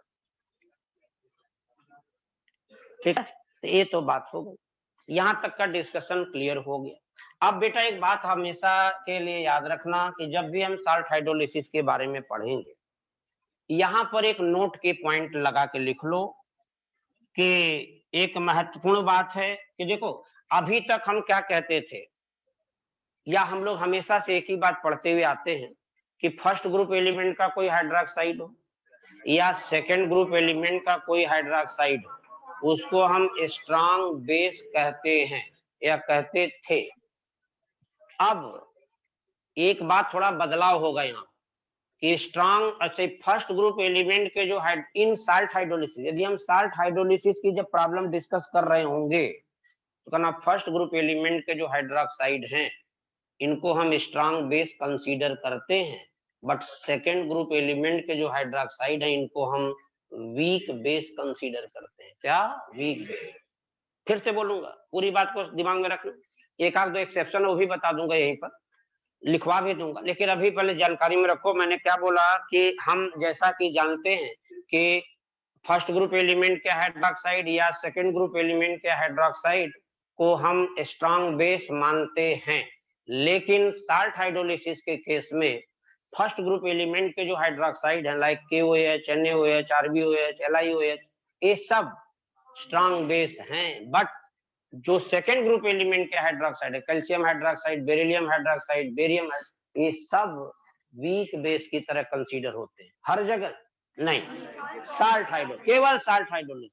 तो नोट करके एक लाइन लिखो जरा इसी बात को, इन साल्ट हाइड्रोलिसिस लिखो, in salt hydrolysis hydroxide of first group element, in salt hydrolysis hydroxide of first group element, in salt hydrolysis hydroxide of first group element considered as a strong base, considered as a strong base, while जबकि hydroxide of second group element act as a weak base, considered as या act as एक ही चीज है, लिख लो, act as a weak base, act as a क्या? weak base। तो ये दोनों लाइन बड़ी इंपॉर्टेंट लाइन थी, जरा सा उसको समझ के चलना आगे, फिर तो आगे डिस्कशन होगा। तो इसके बाद हम एक डिस्कशन और भी करेंगे, जरा सा महत्वपूर्ण बात है, जरा समझना बेटा। एक बात आपको बताना चाहूंगा कि कभी भी जब हाइड्रोलिसिस होता है तो वहां पर सुनो, एक बात सुनो, अब डिस्कशन हमारे सामने ये आ रहा है, गौर से समझ लेना कि साल्ट में दो पार्ट होते, कितने? दो, केटायन और एनायन। कहना हमेशा साल्ट का वह पार्ट हाइड्रोलाइज होता है जो वीक पोर्शन से आता है, जो वीक से आता है।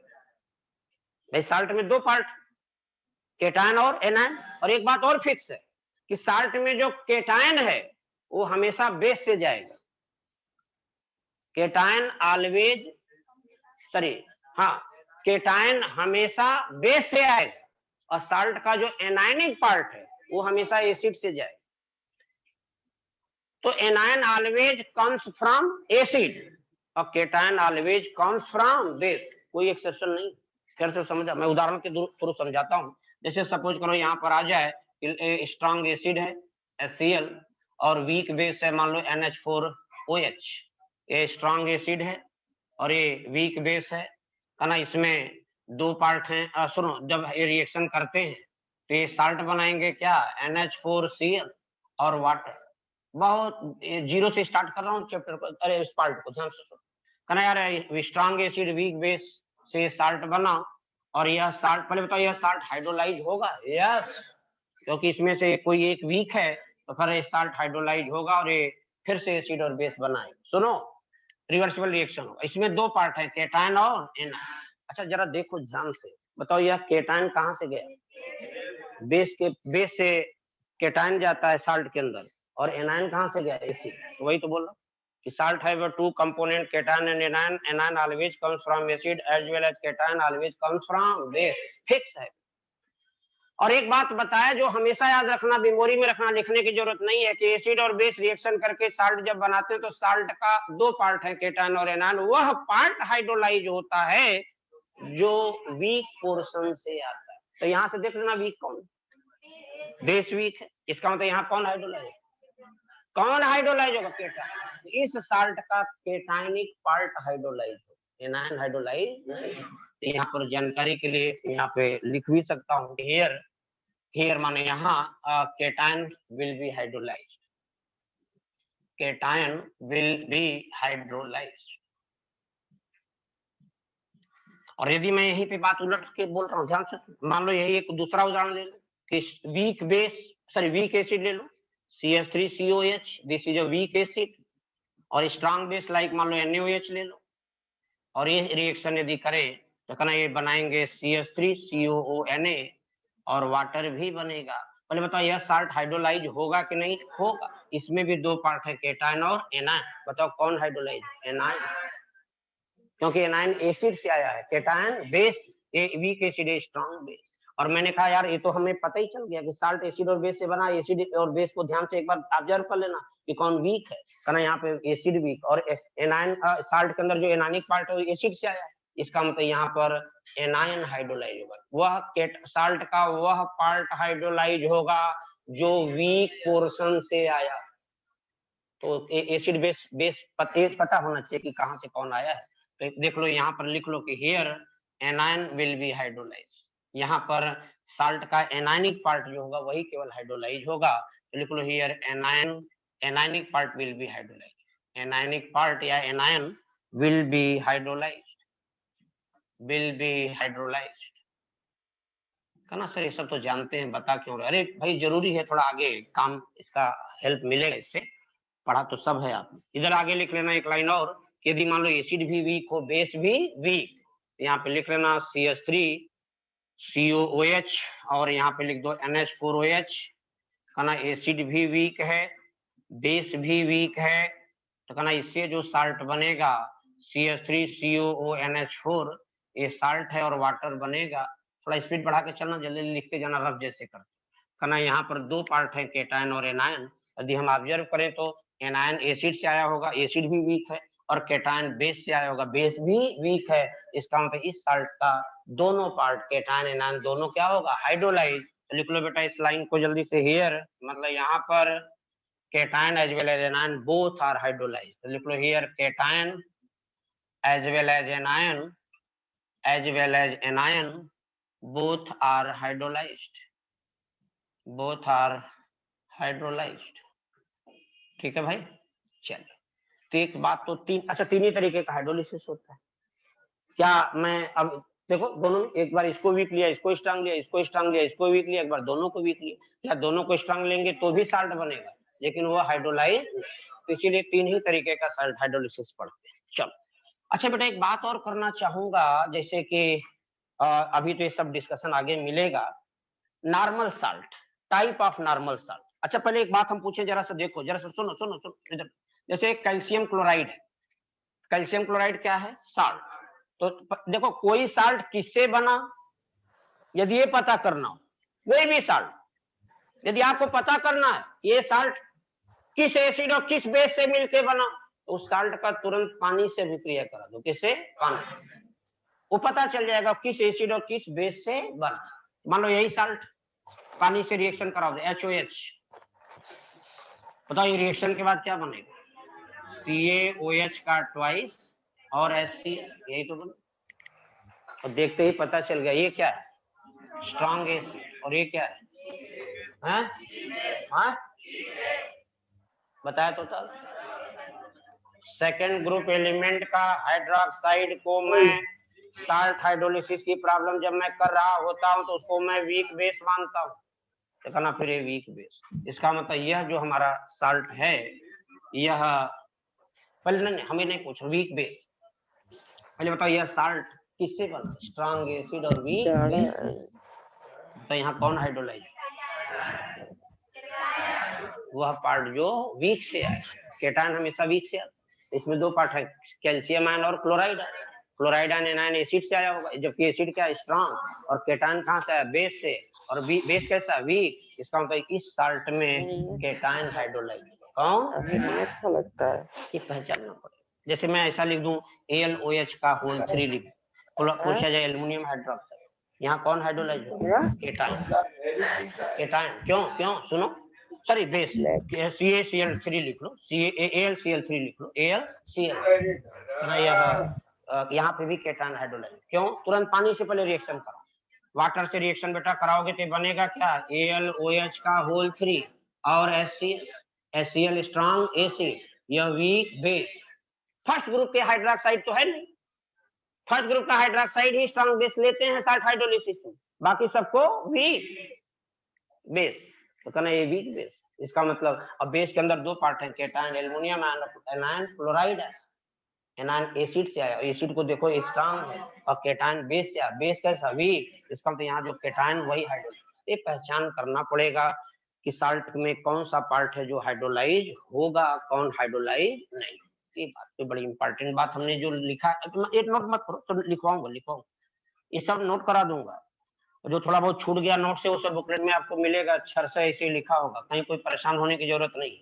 हम कुछ भी नहीं छोड़ते, हम सब कुछ बताने का प्रयास करेंगे, छोटी बात हो बड़ी बात हो, सब हर लेवल की बात हो।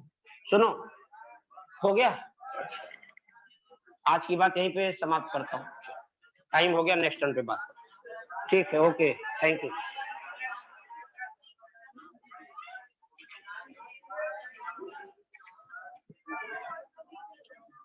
हेलो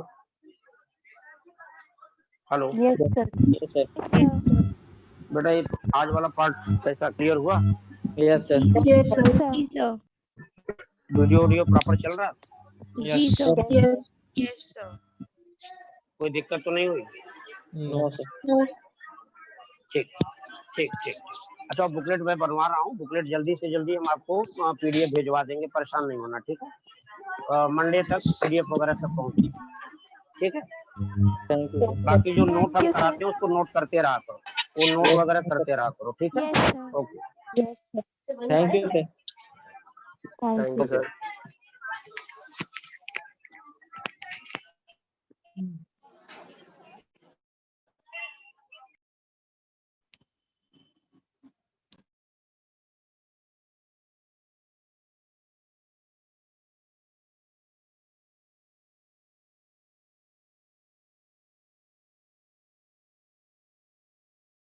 और भाई